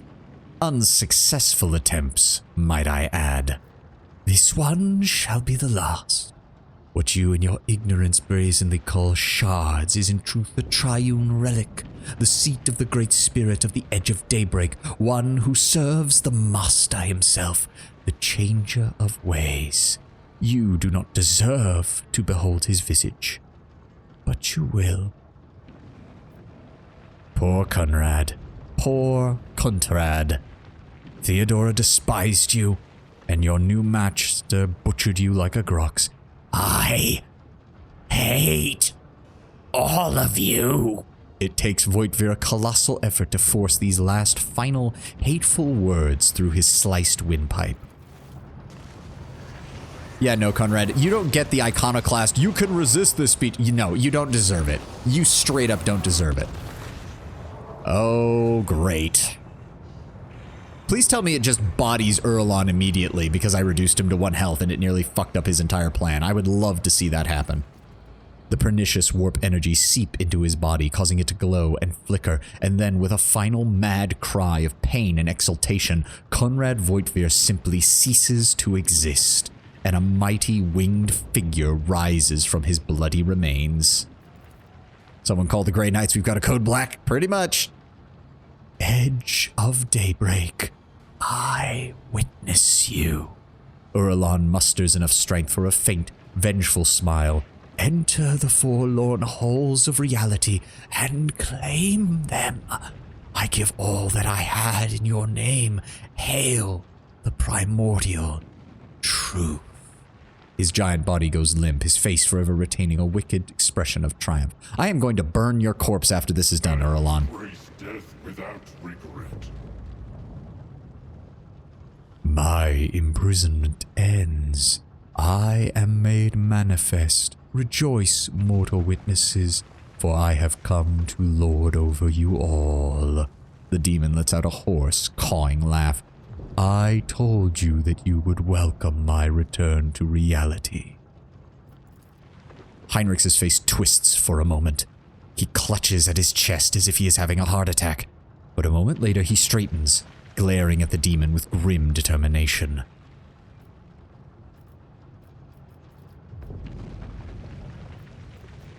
The edge of daybreak, I presume. I have suffered much grief committed in devotion to your blasphemous name. It is not what I am called. It is what I am called. An old name imagined by an old race. They feared me, but still could not resist the pull of my secrets. So your spirit was bound within the shards of that blade. Indeed. The dancing ones, the Eldari, rose against me, lured me into a trap, shackled my spirit with the shape of this weapon. For aeons I remained in this prison, subtly forcing my will into your wretched, immalleable world. But even a shred of my power was enough to tempt countless souls, and here I am now, in all my glory. Wouldn't Rogue Trader be... Rogue Traders are high enough ranked that the Grey Knights might just choose to mind wipe them instead, but yes, pretty much anybody below that would be an immediate Scorched Earth policy. Basically, if you're not easily replaceable, the Grey Knights will at least consider just mind wiping you rather than killing you. Yeah, 99% of the time a Rogue Trader would not make it out of here. I mean... we are Rogue Traders. You'd be surprised. But yes, even Rogue Traders, this would be a bad time. This would be a very, very bad time. Though to be fair, Tenwin, in most situations, most Rogue Traders would have just bombed this place from orbit and never set foot on the damn thing. We have plot armor. Indeed. For the Emperor. For humanity. For the glory of the Von Valancius dynasty. I shall cast you back into your unholy warp, your wings scorched, your beak broken, and your staff shattered. I will scorch my name into your very essence, so that all who look upon you in the warp will know the name Sovani de Ferenze von Valancius. You cannot fathom how pathetic and foolish your threats sound, fleeting creature. I am eternal mystery made flesh, while you are an effervescent spark. Fade away. Okay, it's a one-on-one, or one-on-one, 1v1 party-wise. 7,000 health, 184% armor, with, well, at least his deflection's low, thank God. His stats are high across the board. He's got Rending Talons for melee. Summons 4 pink horrors and a Herald of Tzeentch to the battlefield. That's not good. Bolt of Change, fairly decent damage. Burst of Fate. Attack an enemy that's been marked by the Clawbrand, deal 100 damage. Distributed between all affected creatures. Okay, so it actually wants you to clump up to prevent that from killing you. He can teleport once every 2 turns. He has Chain Lightning. This creature's MP has been increased, 12. Gains armor equal to its willpower, immunity to perils of the warp, and immunity to toxic damage. Well, thank God I'm not relying on that. Manifestation, yep. Psyker Terminus. Yep, so he's got a high psi rating. Alright, alright. Alright, let's do this shit. Why do they always get to go first? I'm getting sick and tired of that bullshit. Okay, Pascal, I'm gonna set you up over here. Argenta, I'm gonna set you up over here. Heinrichs. We're gonna set, well, hold on. Ulfar, how far ahead can you go? Okay, Ulfar, you're gonna be up here. Heinrichs, you're gonna be right behind him. There's no real cover over here, so you're gonna use Ulfar as cover. Cassia. And me. I'm gonna redeploy over here. I better be able to see him from here. I swear to God. He should not be getting any cover. He's like 30 feet tall. He should not be getting any cover. I should be able to see him from anywhere in this arena. If I get even a single alert that tells me that I can't see him, I am going to be so pissed. And Cassia here. Start the battle. Cassia goes first, as per usual, always. If you insist, One of the single greatest abilities she gets is the ability to always go first. Navigator, not a servitor. Give her that. We're going to Held in My Gaze, which did set him on fire. Good. Then we're going to... If only that were Target is too possible. far. Are you fucking kidding me? By one square. By one fucking square. You know what? Can I draw you a bit closer? I'm not accustomed to being ordered around. No, he didn't want to move. Can we Zone of Fear him to get closer? Probably not. That's gonna... Yeah, it's still at 10, so that's not gonna matter. Okay. Isn't this a job for the serfs? Okay, good. We don't have to worry about that, at least. I'm going to move up. Make sure that I can still see him from there. Make sure I can still hit him from there. Good. Okay. How do we want to do this? How do we want to do this? Okay, so first off, set him on fire. That is already cut his armor by almost half. Good. Then we're just going to keep incinerating, I guess. Yeah. It's as good as done. More fire damage. We got a restoration on the AP. Cast it again. He is now at 94% armor. Then we're going to inflame to increase the fire damage on him. Very nice. And that's it for my turn. Shit, we didn't get enough to activate it, so we're going to go ahead and activate Inquisitor's Tenet. The armor and deflection is also going to be very useful. That's going to give us the 50 momentum we need. Lord Captain. Then we're immediately going to give him an extra turn. Then we're immediately, let me see here, 93% armor right now. He's got burning, he's got warp burn. Here's the armor. Don't know how that got applied considering it's from Pascal. He's at 38 on the inflame, so we're going to go ahead, Who if not me? activate inflame.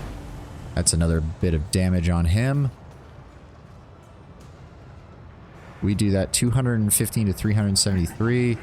So that is, yes, that is more damage, and it will cut more armor off of him. There we go. Don't care. We don't have much of a choice right now. Yeah, there we go. His deflection's down to 6. His armor's down to 68%.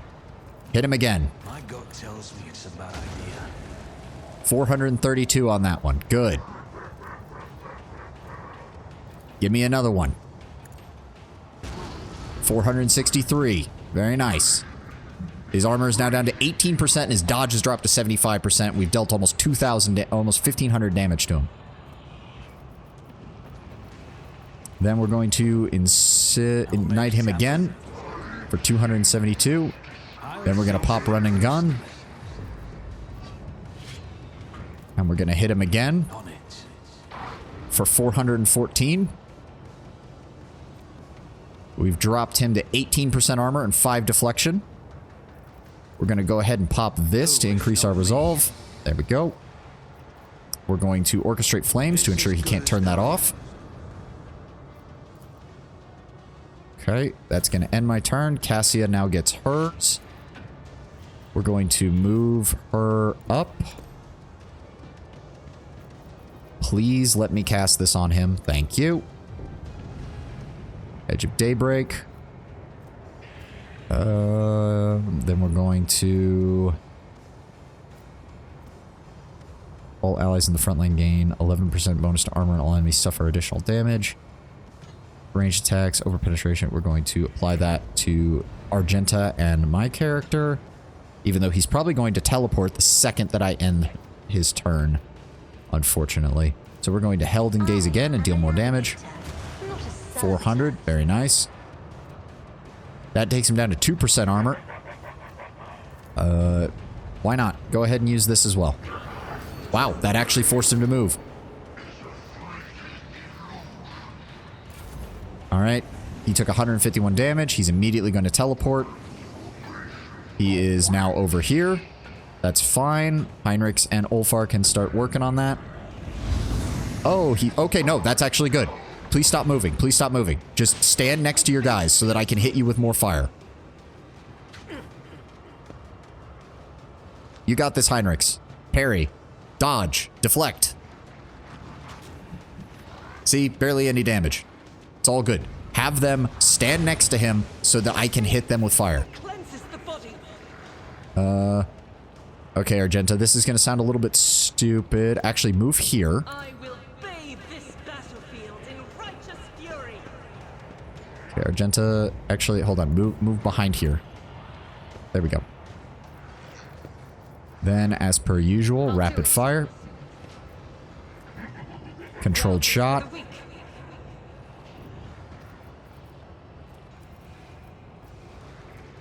2 additional for each enemy that is either a 5-cell radius or was hit by her this turn.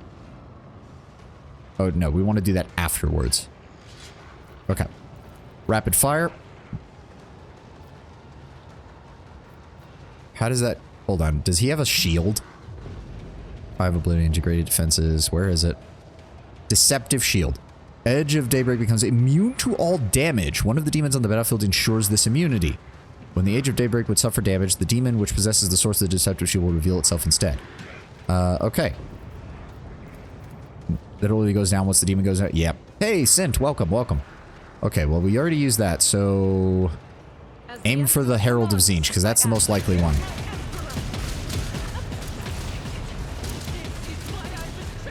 Why does he get to go? That's bullshit. Alright, well, that's all she could do. Ulfar. Shitballs. Can we... Hold on. This? No. How about this? If I have you move here. No, no. Yes. That'll work. Yep, knock them all over. Oh, that was glorious. Knocked all of them prone. Then go ahead and cleave. Good damage. Then go ahead and open fire. Yep, it's the fucking... Go ahead and kick. Kick. Okay, I guess we're not allowed to do that. Fine. Heinrichs, go ahead. If you could... No. No. Really? He can't... Okay, hold on. Hold the phone. First of all, Biomancy up. Secondly... Nope, he can't get to that. Son of a bitch. Okay, power swing. Hit them both, please. And that just conjured up more. Go ahead and power swing again. Sweet. That knocks them down. It's still summoning more, though. Endure. We're gonna need it. Anything else? Enfeeble. Go ahead and cast that on them. There we go. No, that's not going to let him get through, unfortunately. Okay, my turn. We're going to... I could make a mad dash to this side, I suppose. Well, hold on. Can I... Hold on, hold on. See him, I can see him, I can see him, I can see him, and I can see him. And I can see him. Good. Set him on fire. And set him on... How? How? That doesn't... Whatever. If I go here... What is it? Yes. And no. How about over here? Yes. Yes. Yes. Yes. Okay, good. I am ready for whatever comes. I don't like it when the enemy just gets random turns for no fucking reason like that. What is causing that? Melting, distracted, perplexed, fresh injury. Unfinished business, source of deception. Wait, that's the one that has it? Well, that's annoying. Alright, well, they're all on fire. So we're going to inflame. Good, he's dead. That shield is down. I can then cast Firestorm on this, and that will hit everybody around him. Glorious. That leaves us with 2 action points left. No, I don't want to waste that. I can do that. Why is it not? Hold on. Oh, not incinerate. No, no, no. Oh, shit. I caught Heinrichs with the edge of that, didn't I? Fuck. That was bad of me. Sorry, Heinrichs. You're probably going to drop dead next turn then because I kept increasing the inflame damage. I mean, it is a warp effect. That's exactly what makes it so disturbing, Tenwin. There's no really other burning creatures, unfortunately, which means that's not going to help. If we... No, that's only going to hit him there. That's probably my best bet. Go ahead. It's Molten Beam. There we go. 850 damage. So you're crawling under your skin. They're probably on fire, too, knowing my luck. If I do that...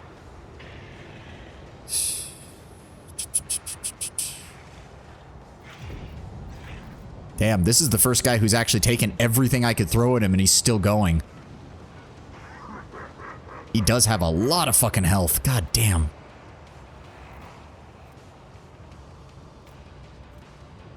Make several attacks. The number of attacks is equal to the amount of prey in combat. That doesn't do me any good. Soldier gains the ability to make a number of extra attacks equal to their weapon's rate of fire. Minimum 2 using the weapon attack that normally costs the least AP.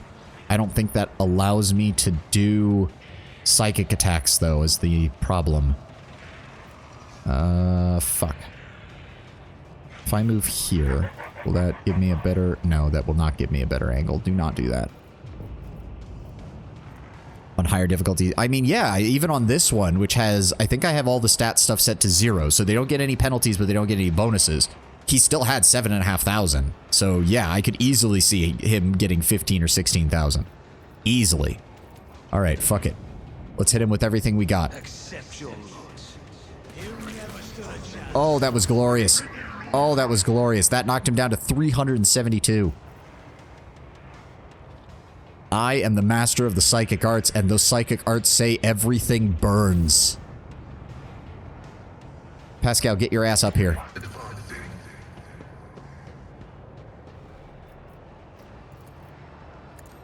Put a target on that.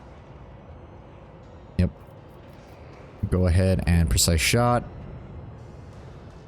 He's got 372. He's got no armor. He's got no deflection. He has very little dodge left. We're going to... Tactical knowledge, no. Piercing shot is... Okay, hold on. The next attack that hits a target marked as prey is always a critical hit. Okay, so we want to hunt down the prey. That will give me a guaranteed crit on him. We're going to pop piercing shot. We're going to pop Call the Bold for an additional 5 base damage. And then we're going to overcharge in his face. Goodbye. Oh, I love my Pyromancer. This has been one of the most... the game mechanics may not support it the best, but this is one of the most satisfying uses of fire magic I've had in a video game. Just utterly destroying everything by setting everything on fire. That can all go to cargo. Oh, we don't get to loot anything from Conrad. Oh, okay, word bearer. That's a standard bolter. We don't need that. Anything else around here? Would you get a reward? I mean, he wouldn't have any gear because the demon's... Everything the demon has is just part of his being. It would just disappear to the warp with him. But, I don't know. Ooh, Mars pattern Astartes flamer. I'm pretty sure that's the first one I've seen. So that means even if you wanted to build Ulfar as like a heavy weapons guy, it would still take forever to get him stuff that it would actually work.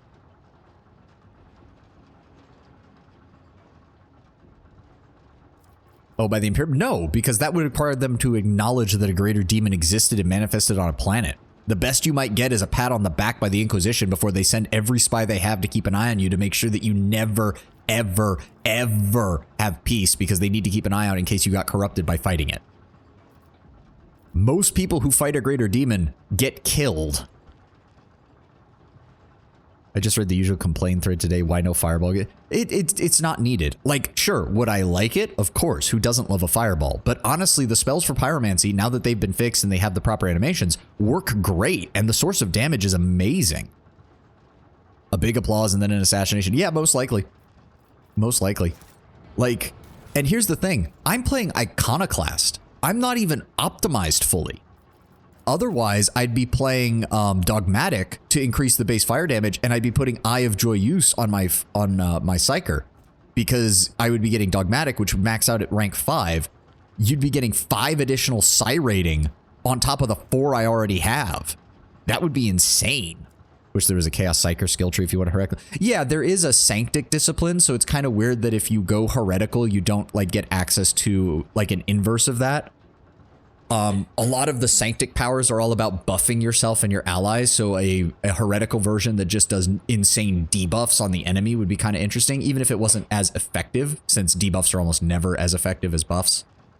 But yeah, having something like that would be interesting. Again, I really hope Owlcat takes this to heart and makes a Chaos or Drukhari themed CRPG set in 40k. I think they have the ability to do it, and I think it would be a really fun way to do a campaign. Intentional demonology, exactly. That would be cool too. But like, yeah, my Iconoclast isn't even optimized for pure fire damage. Like, Dogmatic would be the way to go, and I would be putting Eye of Joyeuse on him rather than on Heinrichs, because it would do more than the 15. Because with Heinrichs, or with my character being Iconoclast and only having the first 2 ranks of Dogmatic, he doesn't get the most advantage out of it compared to using the Dark Visionary Hood and other things. The other thing is Warp Surge Brooch. Warp Surge Brooch is so goddamn broken. The first round of combat, the wearer gains a number of additional attacks equal to their Psi rating is bonkers. If I was Dogmatic with this, with the Eye of Joyeuse, I'd be getting 9 additional attacks a turn on the first round of combat. Like, again, I'm not even optimized, and I'm still doing this amount of damage. Now, admittedly, I'm not playing on a super high difficulty level either. Maybe the way I'm thinking of it with the Dogmatic one would make more sense if I was actually playing on a super high difficulty. Success is the only outcome I accept. Looking into the center of the arch, you begin to hear noise. The warp amplifier seeps with sorcerer's energies designed to fuel the dark rituals of chaos. What does he have here? He has Heretical Zealot, Inherit Blasphemy. This bolt pistol deals warp damage. Interesting, but worthless to me. Urlon's Accursed Crozius, single light-handed power weapon.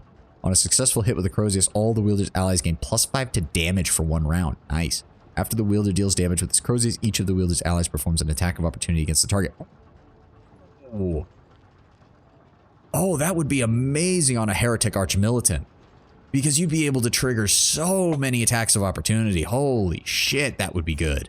It's a shame that I can't use any of that. You could probably set it to unfair and still do fine. I know, but I don't. I'm having fun, and that's the important part. I'm having fun, and I'm not just literally like, it's not like every single one of my characters is just one-shotting everything they come across. My character is the heavy hitter. Pascal is my single target, bonus damage, and eliminator plus skill monkey. Cassia makes this entire thing work because of all the buffs she gives. The other 3 slots can just kind of be anyone, and I like that. I don't want to feel like I have to bring certain party members because that's the only way to survive a combat encounter. I hate that, especially in a CRPG. Let me take the characters I want to take because I find them interesting, not because, oh, you didn't min-max, or even under min-max, these are the only characters that are viable. I do not like that. I know some people do. They like getting combat set to the highest difficulty and whatnot. I do not.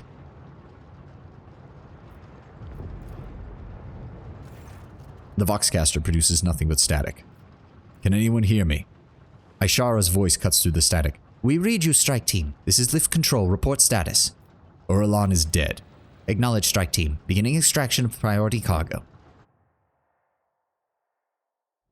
A little bit of min-maxing is always nice. Like, I didn't realize how much Inflame was going to be so vital to my build. I just thought like, oh, it increases burning damage, but I didn't realize just how often burning damage goes off once you've applied it to everybody. A fine victory, Sovani di Firenze. They will tell sagas about the day the contemptible Urlan fell. The Cogpri should offer you a fine cup of Mjord for saving their prayer world. Thorvald nods at the two gaunt bodies in crimson robes lying on the floor.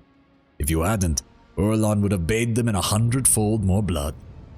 As for you, Ulfar Thunderlung, you have proven yourself. The Stormbiters will tell all about your feat and your roaring song. Big number go burr, indeed. Thank you, Thorvald. You and your brothers, your pack fought well. You did all the wolves proud. It would be my joy to share a cup with you at the victory feast, Ironhide. Your pack, Thorvald. How are your losses? Several of my brothers will carry on fighting their battles in the Allfather's host. The rest have survived. We've shed much of our blood, but a wolf's hide is tough, and the spirit is stubborn. When you take us down, you'd best finish us off. The Stormbiters live on this day and the next. I'd imagine the ones that went up against Urlan are probably dead, but I imagine the group that was off with the other one probably survived. They were probably just knocked into Sousa membrane comas. You have to actually... double tapping is a requirement when it comes to Space Marines, otherwise they have a very good chance of just healing up after a while. I see you and Ulfar have worked through your quarrels. It doesn't become a noble warrior to bark at his battle comrade after a good fight. Ulfar Thunderlung has proved that the spirit of the baleful Howl is alive and strong.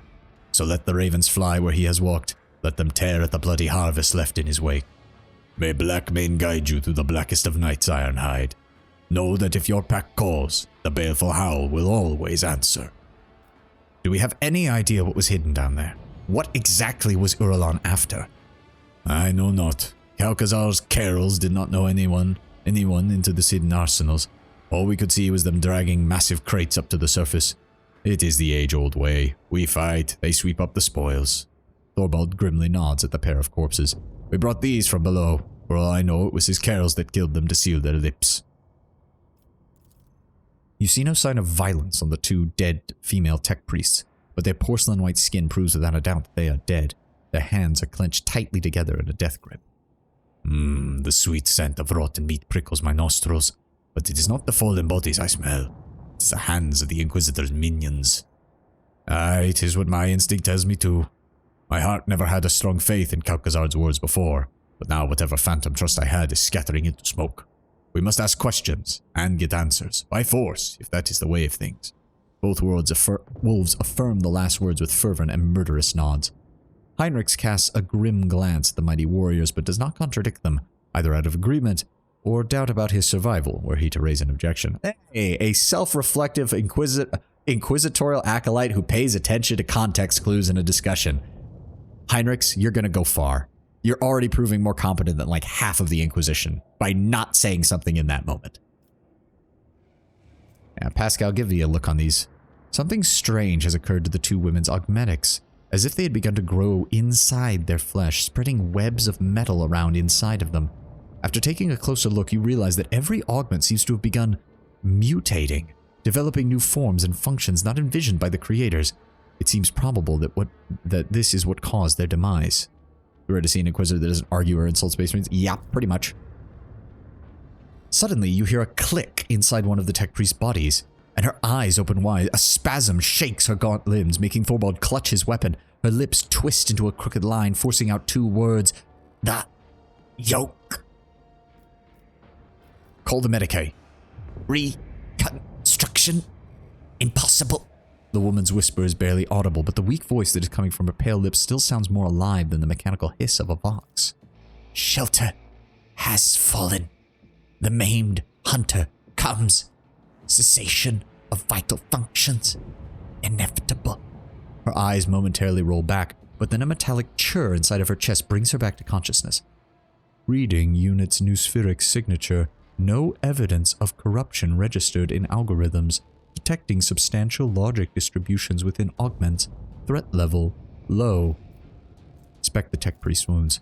There's not a single actual wound upon her white skin, but there's no doubt she will soon perish. Her augmetics are failing as if they've been sabotaged by some entropic influence. For a moment you consider it a sign of tech blight, then you refute the thought. What you're witnessing is not decay, but transformation of the matter from which the tech priest's true flesh is even made. What happened to you? A pained shadow falls across her face. The chapel was attacked. Preservation protocol commanded me to hide within inner artifactorium. Block all outside access. Prolonged presence in close proximity to object was prohibited by algorithm. But preservation protocol had higher priority. The object affected me. I resisted. Resistance led to structural change. What object? The yoke. The weapon we forged at the Lord Inquisitor's command. A destroyer of worlds. Oh dear God. Great, a quasi-rogue Inquisitor who's the only main Imperial source of authority in the entire sector, and he happens to hold a fucking world killer. How exactly did the object affect you? Difficult to explain to a layman. Metamorphosis phenomena occurs in objects' vicinity. Sacred technology, even ordinary plasteel, begins to behave willfully, shifting, restructuring, altering fundamental attributes. Did he find a way to imbue machinery with something similar to the Necron's necrodermis? Because the necrodermis of the Necrons has the ability to be shaped. Or is it maybe related to Wraithbone? Both of those substances have ways of being shaped organically, essentially. Imagine yourself gazing upon the surface of a water that was disturbed by a stone an era ago, but the ripples never stop. This is what it felt like. The object propagated the echoes of change. Her true flesh has betrayed her and become a heavy burden of metal within her body. Something not of the Omnissiah's design. Something devoid of function. Pascal speaks the final words with audible disgust and sorrow. That's also true. We're getting close to the end of Act 4, but we still need to do... Cassia has not given us her quest regarding the ship she needs to find, and Pascal still needs to find his mentor, so we need to figure out what's going on with them. I need more details. How does it work? What is this yoke? Enigma. Project was kept secret, including the Smiths. We forged fragments of it, a tool for controlling energies of staggering power. It was not the Omnissiah's blessed gifts that served as its foundation. It was forbidden knowledge. Knowledge that we comprehended. Registering blasphemy. We were continuing the work of our mentor, Archmagos Amanat. Ah, here we go. It was his wisdom that made our toils possible. Axiomantha's words render Pascal speechless. I don't know how we learned her name, because we never asked. Heinrich shakes his head in amazement. A yoke? A means of restraint? It sounds like a project on a grand, planetary scale. This is the first I'm hearing of it. Perhaps there was a hidden purpose to my assignment besides combating the cult and accompanying you, Savani. But why? What else do you know of this weapon? How did Calcazar learn of it? Against whom does he intend to use it? Anyone. The power is absolute. The first experiments with this relic were calamitous. The tech blight is merely its echo. Okay, so they tested it on the Eldar then, in order to prove its effectiveness. Its potential so much greater. She stops suddenly, as if frightened by her own words. It never should have fallen into the hands of the laity. But the Lord Inquisitor took it, stole it. Its secret was procured beyond the dimensional gate, beneath dark stars, passed over to Amanat. Calcazar destroyed the Messiah of discontinuing and robbed him, and claimed the secret for himself. Oh, Pascal is not going to be happy. He knows, she points at Thobald. He was there. Thobald glances at you in shame. Aye, she speaks no lie. The first task the Inquisitor gave us in the Expanse was to destroy a cult of tech heretics. The deed was long gone. Long done. This Amanat, was he a good priest? Did Calcazar drag us into something foul? Ulfar looks away and rumbles heavily too. Aye, I was there as well. I fought those judged by Calcazar. Pascal's vox sounds as if hot metal string has just snapped inside. This unit waits for an explanation. Why did Calcazar need you to do this? At first, he tried to do everything swiftly and quietly, but his agents and the cult priests loyal to him failed to capture the leader of the heretics. That's when he realized he needed indestructible warriors. He needed us. The Cog's Carls were powerless against the wolves' might. We brought carnage to the explorator ships and their worlds. Ulfar, why would you never speak of this? Ulfar mutters, his expression as dark as a storm cloud. It was not my concern, only another's will. It was chapter business at the time. I have already told you more about the wolves than many of my brothers would have said in my place. I may have... I respect your oaths. Nonetheless, this is unfortunate. Thank you. Ulfar looks away, and you can make out the string of Fenrisian curses he utters. You can surmise who their intended addressee is. Pascal utters coldly, Unit Ulfar claims that he was a tool in another's hands. This statement has been archived. Let every tool be treated as befits its function. Ulfar responds quietly and sullenly. You are a worthy ally. I never meant you or your brethren harm, Court Priest. As befits its function. What else do you wolves know of Amanat? Thorvald throws up his hands. Nothing, I swear on my honor. He disappeared, as did his ship. There is no blood of his upon our hands. And what of this weapon? I never even knew there was a weapon.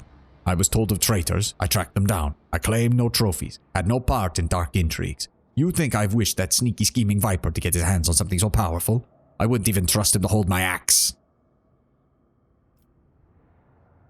It's not my place to judge you. You were following orders from a dutifully appointed member of the Imperium. We need to find him, though. Thorvald frowns and says in a hollowed voice, And yet doubts smother my heart. Did we sully our chapter's honor with deeds done for dishonorable end?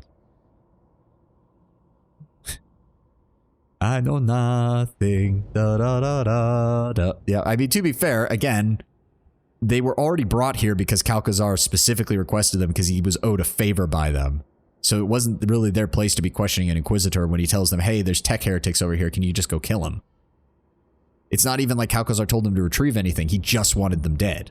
Which to a Space Marine is about as straightforward a mission as you can get. Why are you revealing Kalkazar's secrets to me? I was never his servant. I was forced to serve. When our circle was broken, he offered me a choice, submit or die. He threatened to kill half of me if I refused to forge for him. He needed Archmagos Amanat's knowledge, and I had it. There was no sense in resisting. So you betrayed him too? Yes, her agreement comes easily with a weak smile. Ethics are an insubstantial construct of emotion. I acted logically. I continued to comprehend rather than terminate my vital functions. I doubt I can learn more from you. Difficult to process. Have I fulfilled my duty to the Omnissiah? May I rest now? Oh, I guess we should have asked who are you first, but she looks through you as though she can no longer see you. Magos Axiomantha Hanneman. That is my identifier. Oh, yeah, we should have started with that. Oh, God, there's more. Pascal's mechadendrites snap up in a whirlwind of alarm. The recorder in his Voct activates with a click. Initiating interrogation procedure. You're not the first servant of the Omnissiah I've met who goes by that name. The tech priest responds with a faint and enigmatic smile. You have found yourself at the center of a tangle of paradoxicality. You spoke of a shelter, of a maimed hunter. What did you mean? This place was shelter. The Lord Inquisitor hid us here, and not only me. A high-pitched groan of pain interrupts her words. The maimed hunter, a figure of termination, an unknown variable, Amanat's nemesis. I never met him, but I inferred their existence based on statistical evidence and logical conclusions.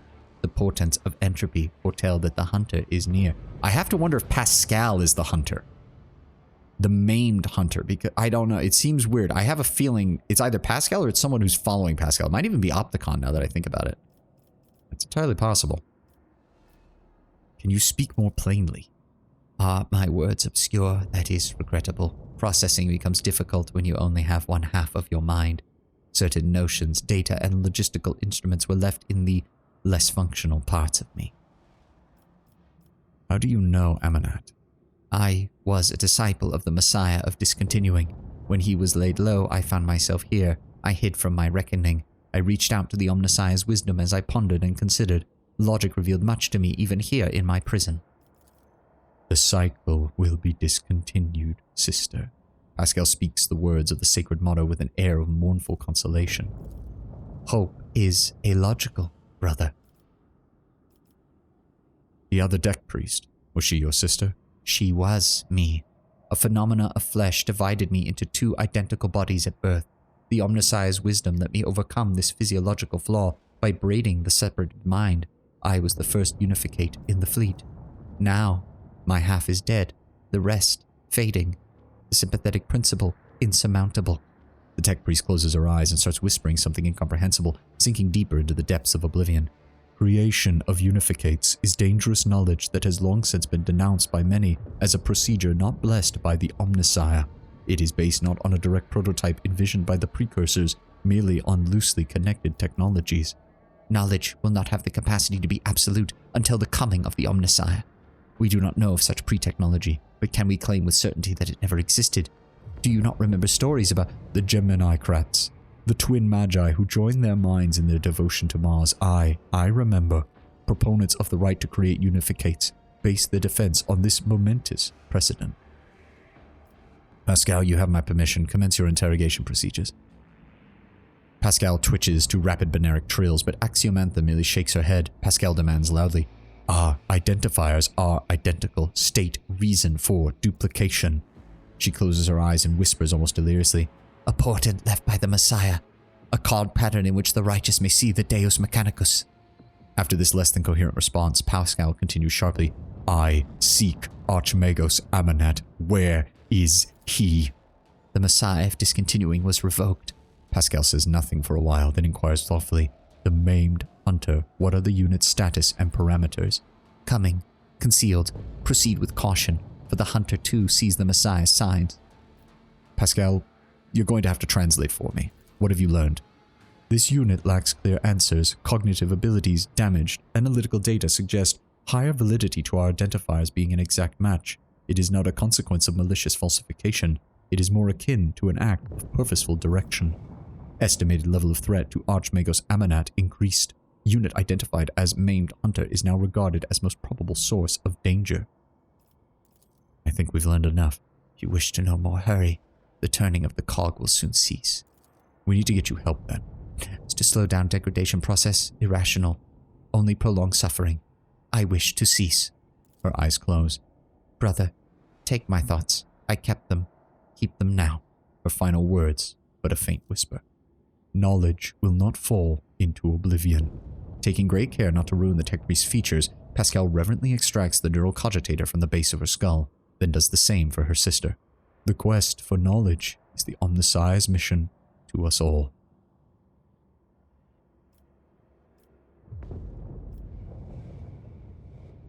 And the Omnissiah and the Deus Mechanicus accept these fallen servants and their souls. May the wolf that stalks between the stars keep them. I believe that's everything? How the hell did we get out of here then? Oh, the Chronos Expanse spam. Okay. My options open. All right. We made it. And we killed the greater demon of Tzeentch. Burned his ass. Set him on fire repeatedly. Until there was nothing left. I mean, the mental image of this thing, the armor of that beast being like warp barriers and my character just setting it on fire so much that why is Ulfar naked? So we meet again, Ulfar Thunderlung. Thorvald gives Ulfar a stern nod, then turns his steely gaze upon you. Live long, rogue traitor. Business has brought us to your Drekar.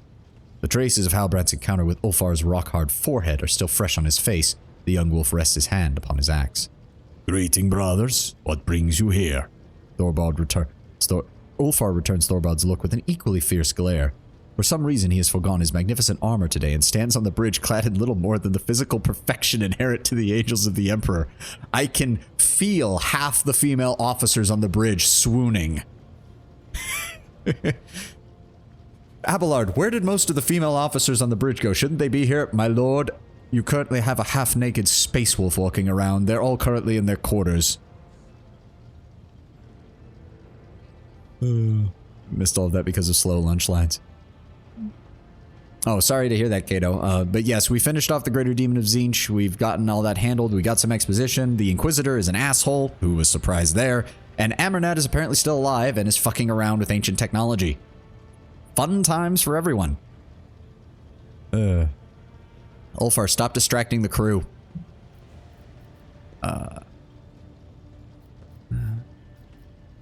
I like this. Live long, comrades. Fenris Yoda. Fenris Yoda. We thank you for your hospitality and kind words, brave Huskar. Thorvald's face breaks into a wide grin, his affected severity vanishing from his face, and rumbles solemnly. Brother Ulfar, you swore that you would stand for the honor of your pack, the baleful howl. Did you descend to Euphrates II with your brothers? Did you fight? That world my boots did tread, in fallen halls victory cries I roared. The day the All-Father asked for a reckoning of my deeds, I shall not be ashamed to tell of the siege of Euphrates. Ulfar standing in the corner flexing nonstop. Exactly. He's just flexing casually and half the crew is watching in amazement. Nothing could go bad because of that, right? Oh, I'm sure nothing is bad about the Inquisitor in charge of everything in the sector, suddenly having a world-ending device that was able to blow up a frickin' craft world and cause all sorts of problems. Well, no, if you actually look at some of the novels, they do get out of their armor quite frequently if they're at the chapter, if they're at the Fortress Monastery or if something like that has happened, or if they know they're not going to be attacked. Though usually they're doing like maintenance on it when they're not in it. Who will bear witness to the truth of the wolf's words? I bear witness. Sovani di Forenzi von Valencias. We know you, Sovani. We've seen you in battle, and we believe you. Show us the scars, Ulfar, that we may see the mark of your deeds upon flesh. I did not acquire my scars to show them off, Brother Thorvald. Show the scars. Brother, show the scars. Thorvald's cry is echoed by the other wolves, who bang their fists on their armor in time with the words. The ship begins to vibrate. What's a good starting novel? For Space Marines? Probably either the Ultramarine novels. I want to say those were by Graham McNeil. I can't really remember. That cover... Oh, God, what's his name? What's his name? I'm trying to remember. Ah, crap. They did a model of... Uriel Ventris. That's it. The books that cover Uriel Ventris are a good introduction to Ultramarines. The Dante novel is a good one for Blood Angels. And if you want to see, like, Space Marines before they became warrior monks, the first 3 books of the Horus Heresy give a good perspective on the pre-Heresy Luna Wolves and how they acted. All of which are quite good. Look more closely at Ulfar's. Ulfar's decision to appear at this meeting without his armor suddenly makes sense. You're watching a ritual, and Ulfar's show of modesty is merely a part of the performance. We'll join the chorus, why not? Everybody's getting excited, let's join in. Show the scars. Ulfar turns, and with ostentatious reluctance to let the light fall on the fresh marks he received on Euphrates II, you had no idea he even suffered such deep and grievous wounds. The crowd erupts in roars of approval. Thorvald raises his voice to shout over his brothers. Did you take a glorious trophy in that battle as a token of your valor? Ulfar removes the horn he wrenched from the Hellbrute from his belt, and you notice that it is already carved with more Fenrisian runes. The wolf proudly shows the trophy to his comrades, causing another explosion of cheers. Proudly thunders the baleful howl. Praise the All-Father for sending us such formidable and valiant brothers. Thorvald makes a gesture, and Halbrand removes a magnificent axe from his belt, presenting it to Ulfar with a deferential bow. Accept from the Stormbiters this gift in honor of the battle that was fought shoulder to shoulder. Ooh. Nice. So this is the one that's in his character art. Very cool.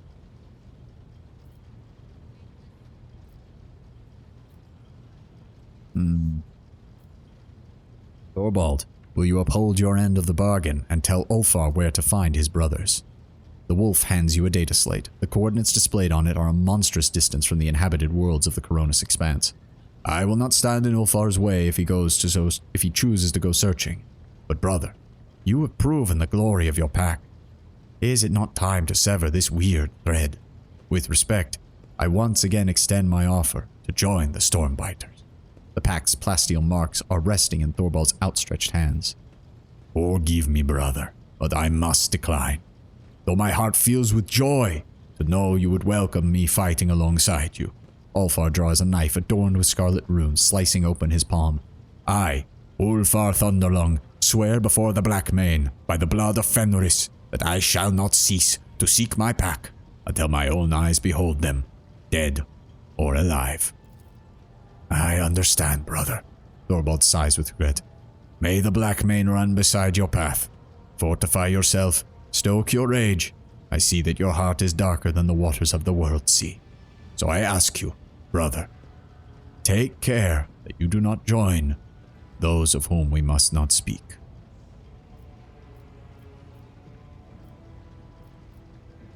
I see you've decorated that trophy from Euphrates too.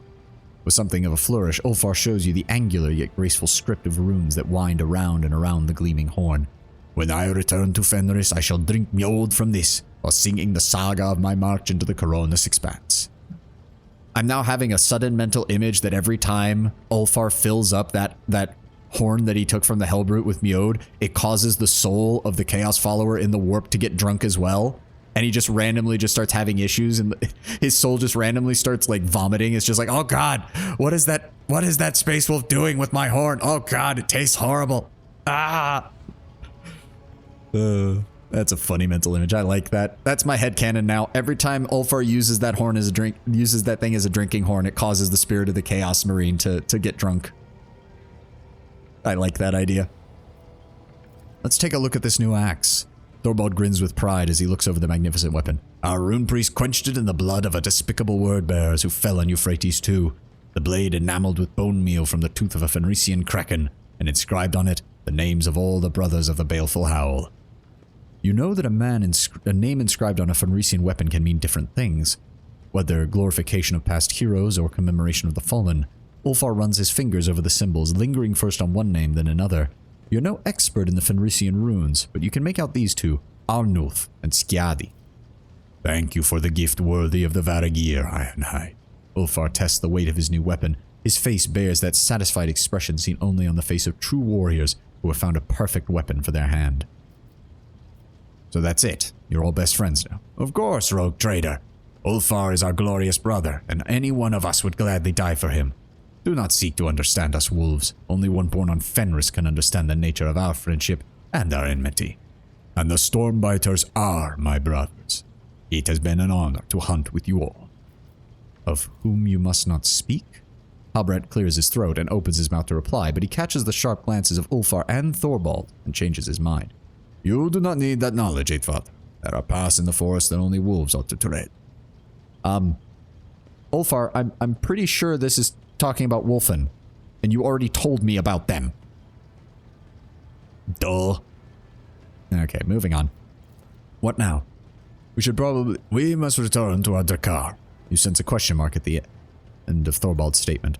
Ulfar's face becomes serious, and you give him a significant look.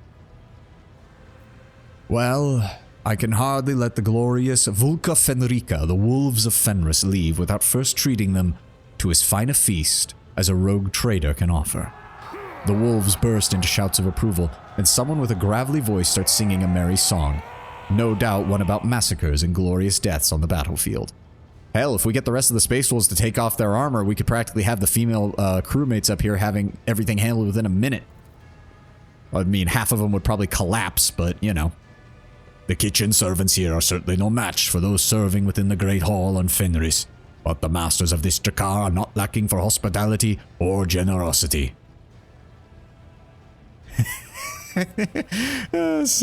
I mean, you say that, but I'm pretty sure Lorgar the Old Wolf or whatever, Logan Grimnir. Logan Grimnir? Lorgar? Whatever, I'm pretty sure it begins with an L. Has unironically been called Santa Claus by the fandom, so I'm not surprised. Chippendale's 40k edition. I mean, their Space Wolf, like, this is the thing, because it's explicitly stated in canon that the Space Wolves gene seed does work on older aspirants, whereas most aspirants have to be between the ages of like 8 and 12. The Space Wolves occasionally recruit from people as old as like 15, 16, and 17. That's one of the advantages of their gene seed, and one that they need because of the restrictions on their recruitment. I have always maintained in my head, I would not be surprised in the least if the Space Wolves do still have sex.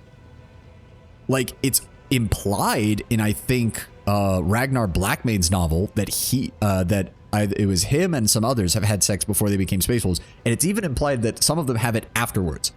My personal headcanon is that that is the only reason that they can survive, because we know usually that Space Marine acceptance rates for gene seed is very low.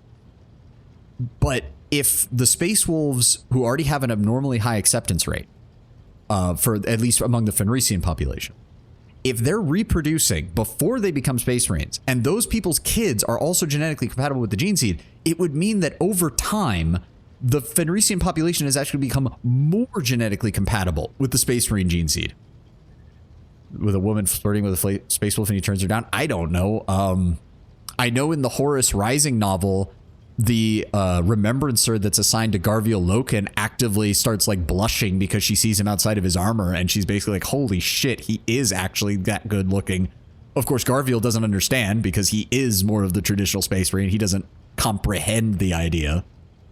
But my personal like headcanon has always been that no, the Space Wolves, maybe not once they're in like fully inducted, but absolutely before that. It seems perfectly within their culture to be like, yeah, this is your final act as a mortal, is we're going to get you laid. And then if that chick has a kid, well, if it's a girl, her future children will be more compatible with the gene seed. And if it's a son, he might also be compatible with the gene seed. Like, it's the only way I can explain how a death world with such a low population is still able to support on its own an entire an oversized chapter at that of Space Marines. The small group of Space Wolves is enough to fill your entire magnificent ship with clamor, shouts, and other portents of the coming feast. A formidable feast in which eating, drinking, and singing shall be done the way the wolves do all things, to their last gasp. The second to final stage in progression of Space Wolf, bring in the prostitute. I mean, I don't think they call it that. They'd probably, knowing the Space Wolves, they'd probably have their own set of like physical challenges for the women. And it's like, no, our brothers only get to lay with the women who can kick people's asses. Well, where the fuck do we do now? Okay, hold on. Question and answers. Go to the Legis Palace. Driven. Argentus foray during the assault on Euphrates II was fruitful. Wait, what? To approach with new. Daring foray during the assault. The information extracted from the cult is sure to help identify. Oh! I wonder if that's just going to happen on the next warp jump or if I need to go talk to her. Hold on. Greetings. Do you wish to speak about what you learned during the assault? Of course. Do you remember the first days of the attack? When we captured one of the heretic commanders? He burned so brightly you could have seen him from anywhere on the battlefield, I'm sure. But what is most important is what he told us before his execution. The heretic was one of Conrad Voigtfir's closest henchmen, and he revealed, screaming through the pain, what I had wanted to know for so long. The markers of the route to Salus Prime. The world my heart calls to. The heretics of the Final Dawn tried all they could to stop us, but they failed. 21 cultists of Ember. I'm drawing a blank, Tenwood. I'm not sure what you're talking about. Okay, so I guess hopefully we'll just be able to deal with that soon enough. Oh, Ulfar, since we did basically do your quest while we were on Euphrates too. Oh, God. The worst part is I've heard that song 1,000 times because it's played at almost every place that I've worked on loop on whatever corporate soundtrack that places use when they need music. Honor of deeds accomplished and in expectation of those yet to come. So now you know where your brothers were heading. What will you do? Help you to deal with the enemies who besiege your home. Oh, it is, isn't it, Tenwin? Head for the Damn, I didn't even think about that. Thorvald gave me. Well, I know, Edvater, that you are dauntless, and if I but say the word, you will join me in my seeking. But the place I will voyage to is a perilous one. Few can survive in it, and though duty leads me there, I do not want my debt to be paid with your blood. You're willing to talk about yourself now. I'm listening. It is wise to hide one's past from a stranger, but shameful to hide it from a friend. Ask away. Only got about 10 minutes left. This is probably going to take up most of our remaining time, but okay. We'll finish this off. At least I don't have to talk during this one. How exactly did you become an Astartes? I was a seafarer. Every spring we would go out onto the world sea and slay many armed krakens and ravenous sea drakes. And then the season of fire would come, and we would dock on Asaheim to battle for our clan's right to inhabit that land. I was young, but already fierce, and facing down foes twice my size. The chooser of the valiant, who had watched the fateful battle from the cliffs, deemed me worthy and took me to the Fang for healing. My clan was proud. I spent years in training before I passed through the dreaded gate of Mordkai, bowed on the runestones before both his heads, and walked into the Valley of Dreams. As for what I saw there, do not ask me. That is between me and the Death Wolf. The Rune Priest scoured my soul, but found it untouched by corruption. I returned, and I partook of the Cup of Wolfen. The Canis Helix entered my blood, and the agony of transformation changed my body to resemble that of a beast, and my mind was drowned in the dark depths of bloodlust. Oh, absolutely, Tenwin. I mean, again, as we talked about just a little bit ago, the Space Wolves do tend to recruit slightly older. So it's a potential that he was in maybe 13 or 14 rather than the usual 10, 11, or 12 that most Astartes chapters try to recruit by. But yes, more than likely he was still incredibly young and very much already probably had killed people by then. My return from the dark was long and cost me greatly. When I stood in the hall of the Fang once more, the Rune Priests imbued my body with the remaining gene seed and implanted the necessary organs. But those trials were nothing compared to what I had already endured.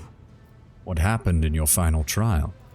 When I overcame the darkness of Wolfen in my soul, I set out for the Fang. Every neophyte must undergo a hunt during this journey.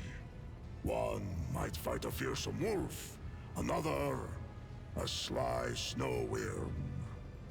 I crossed paths with a doppelgrendel, a cunning and rancorous spirit. For 5 days and nights did we bring our wits and wrath to bear in battle. The spirit changed its guise, but in the end, I gouged out its eyes. Fleeing, it hissed a curse. Nowhere would I find an honorable death, vowed the creature.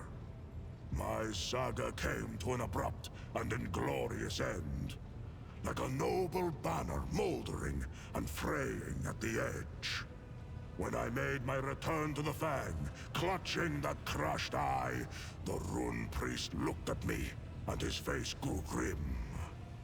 But he said not a word, save to confirm my victory. Do you believe that this creature's curse holds any power over you? Everything on Fenris has power. I have fought in 100 battles and suffered 100 injuries. Even wolves are not certain to survive such grievous maiming. But I always survived. And with each new victory, my thoughts took a darker turn. What if I truly am destined never to die with honor? What if my death will be foolish and inglorious? Each time I bury a brother, I secretly envy him. Ulfar's mournful words land heavily like cliff rocks cleaving off into the sea. His face darkens until it resembles a grim idol hewn by a primitive people. Well, perhaps it's not a curse. Perhaps it is a gift. Long life and great exploits. A gift straight from the seven hells! Yeah, I saw him getting angry at that. What is the valor of a deathless warrior worth? Where is greatness in the exploits of one who shrinks from death? When the wolf time comes and my fallen brothers march into the final battle, where will I be? Sitting alone in the Fang, beside a fire that went out long ago? The ages weigh heavily on my hands and heart, and one day I will be too tired and feeble to wake up and rush into the fray. What will they call me then? Ulfar, who slept through the battle? Ulfar, Mordecai's unwanted. At the last of those words, Ulfar makes a gesture to ward off evil. I'm not even going to ask this one. Even people who don't know what the Space Marines are know that there are trials to get into them and that are pretty fucking difficult to pass. Many times I have heard the clinking of Mordecai's fangs next to my ear, but I have never allowed him close enough to sink them into my rump. I wish to know more of your pack. We call ourselves the Baleful Howl, and our sign is known to all wolves.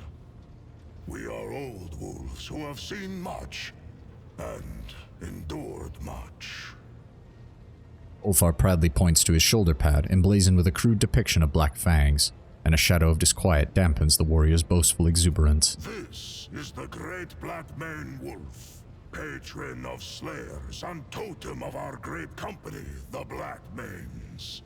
All know that we are fearsome and hungry for a struggle of war, that we are cunning, deadly, and show no mercy. Speak our name, and thunder rolls. Even among the brothers, my pack are counted as the most rabid glory hunters. When we were young, we knew no taboos or limits to our pride. Years passed, and suddenly we are veterans. But our avaricious hunger for exploits is undimmed. The giant Space Wolf's words seem to radiate heat, as from a roaring fire upon a winter's night. That's actually kind of interesting that his pack managed to get this far into their career before losing anybody in these battles, because it seems to imply that they were fairly whole and undamaged up until their recent exploits and everything having to do with the Drukhari. Tell me about your path in the wolves. A complete accounting of all my deeds would land like an avalanche upon you. I earned this mark of endurance when I slew a chieftain of an Eldari tribe. He dealt me a serious injury, and the wolf priest said I would not survive it. But it has not killed me yet. 2 years I lay in a delirium after that battle. Wow. So basically 2 years in a Susan membrane coma. When I awoke on Fenris, I set out for the wastes at once, and there I hunted a black-maned wolf and killed it with my bare hands. For that feat, I was granted the rank of Wolf Guard. That fearsome beast remains with me to this day, and I carry his furious spirit. Yeah, that's a good one, Tedwin. Bare hands, I thought you were a wolf guard. It's almost as bad as the fact that Ulfar is the closest word to wolf, I think, which is why we end up with Ulfar in Space Marine 2 as well, because it's literally just that. And I'm pretty sure there's several Space Wolves named Bjorn, which is literally just bear. And Jarl Ragnar carved this one when I beheaded a despicable sorcerer, the Archdespot of Tyrannica II. Many brothers fell victim to him, and we do not sing that saga before mortals, for the preservation of their minds. Alas, I failed to behold my own glorious deed. My eyes streamed with blood, and I hunted down the sorcerer by scent alone. Alright, that's a pretty mental image of a Space Wolf, eyes closed because he's literally weeping blood and just tracking a guy by scent. And of my glorious victories, there are many more. Besides, not for nothing did the Jarl grant me the accolade of Terminator. He proudly displays a sigil on his chest, a stone seal in the shape of a wolf's head on top of a cross. Oh, interesting. He has Terminator honors. That's actually kind of interesting. I'm surprised they didn't go full hog with that and give him the ability to actually wear Terminator armor at this point in the game. But I guess that might have been a bit much. I've noticed your penchant for poetry. Before becoming an Astartes, I dreamed of becoming a skilled, Yeah, it would, Tenwin. a keeper of stories. At feasts, I often sing of my brother's exploits. Thousands are stored in my memory. When I am near, wolves fight even more ferociously, for they know their deeds will be immortalized. We've already seen this one. More than words stringing. We've not seen this, though. A secret weaving. Magic in its marrow. Not to ear nor mind, speaks the saga. Its spell sounds deeper strike, and the heart hearkens. Yeah, pretty much, Tenwin. I had a thought when he first said that where I'm like, oh, I'm surprised he doesn't have any abilities that reflect that. And then I realized, oh, wait, it would only really work for other space marines. Like that kind of idea of appealing to them through their culture, all that this isn't D&D. It wouldn't just have a magical effect on people who aren't Astartes. It would only have an effect on other Astartes. Or on other space marines, I should say. And your brothers call you Thunderlung. That is my moniker, yes. My voice knows no fatigue, whether fighting or feasting. I can recite the glorious sagas and terrify foes with my battle cry for hours. Oh, this fine name was given to me by my loyal friends, Arnulf Bloody Axe and Skjaldi Twice Thinker. Can you speak of Arnulf and Skjaldi? The bonds between us were many. Arnulf was my sworn brother. It was he whom I faced down in the battle where the chooser of the Valiant noticed me. Arnulf too was deemed worthy. We went from bitter foes to setting aside the enmity between our clans and becoming close friends. He gave me this blade to show that the past was forgotten. Quick to laugh was Arnulf, and fearsome in a fight. Almost as fearsome as me. I don't know, Tenwin. Early Finecast models were pretty freaking bad. That would be an impressive feat. Especially if they developed those bubble problems that they had in the early systems. Ugh. Skjaldi Twice Thinker. Well, he was sent to us by the Allfather to see that we did not meet our deaths as young pups. He had enough thoughts in that head of his to make do for me and Arnulf both. It was Skjaldi who taught me to compose verses. The spirits prized his wisdom, and the runes hearkened to his voice. When the Xenos took me prisoner, Arnulf caught up with them and slew a score of them with his fine axe. And Skjaldi called down a storm so mighty that the abomination's jet bikes were whipped into the wind's furious currents like leaves. Oh, it was a librarian. But even that was not enough to take them all. We were captured. Tarvantius took Skjaldi first and turned his body into something unthinkable. Then he took Arnulf, and during the many hours of torture, my brother's only response to the freak was a disdainful laughter. And then he fell silent. And no wonder Kamara's having so many problems. One of Asdrubal Vek's only rules is don't bring Psykers into Kamara unrestricted. They brought me in. They brought fucking... Oh, Jesus Christ. They brought in Skjaldi, who is apparently a freaking Space Wolves librarian. It happened through... Yeah, it's like Asdrubal Vekt is not incompetent. He's not an idiot. It's like one of his only explicit rules that he places on all the Cabals is don't bring unescorted Psykers into Kamara. It's how we get demonic invasions. It's how we all end up getting killed. Don't do it. And these fuckers just keep doing it. No wonder Asdrubal Vekt wants to kill like 9/10 of the other Cabals half the time. They're idiots. All this means is that you must perform feats of glory in their honor, that their names may be remembered alongside yours 1,000 years hence. And their sagas will be sung in the Hall of the Immortals, sowing valor in the hearts of the young. Thank you for your answer. I enjoy telling stories.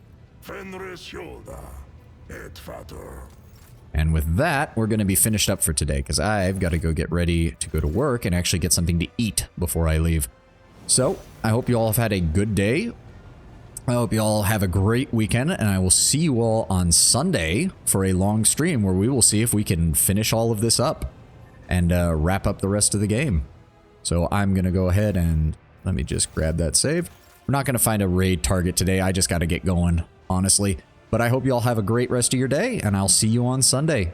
Thanks for joining me here, and thanks for hanging out and chatting and all that. And it feels really nice having you guys all show up. Thank you. Thank you so much. All right, you guys have a great weekend, and I'll see you on Sunday. Bye.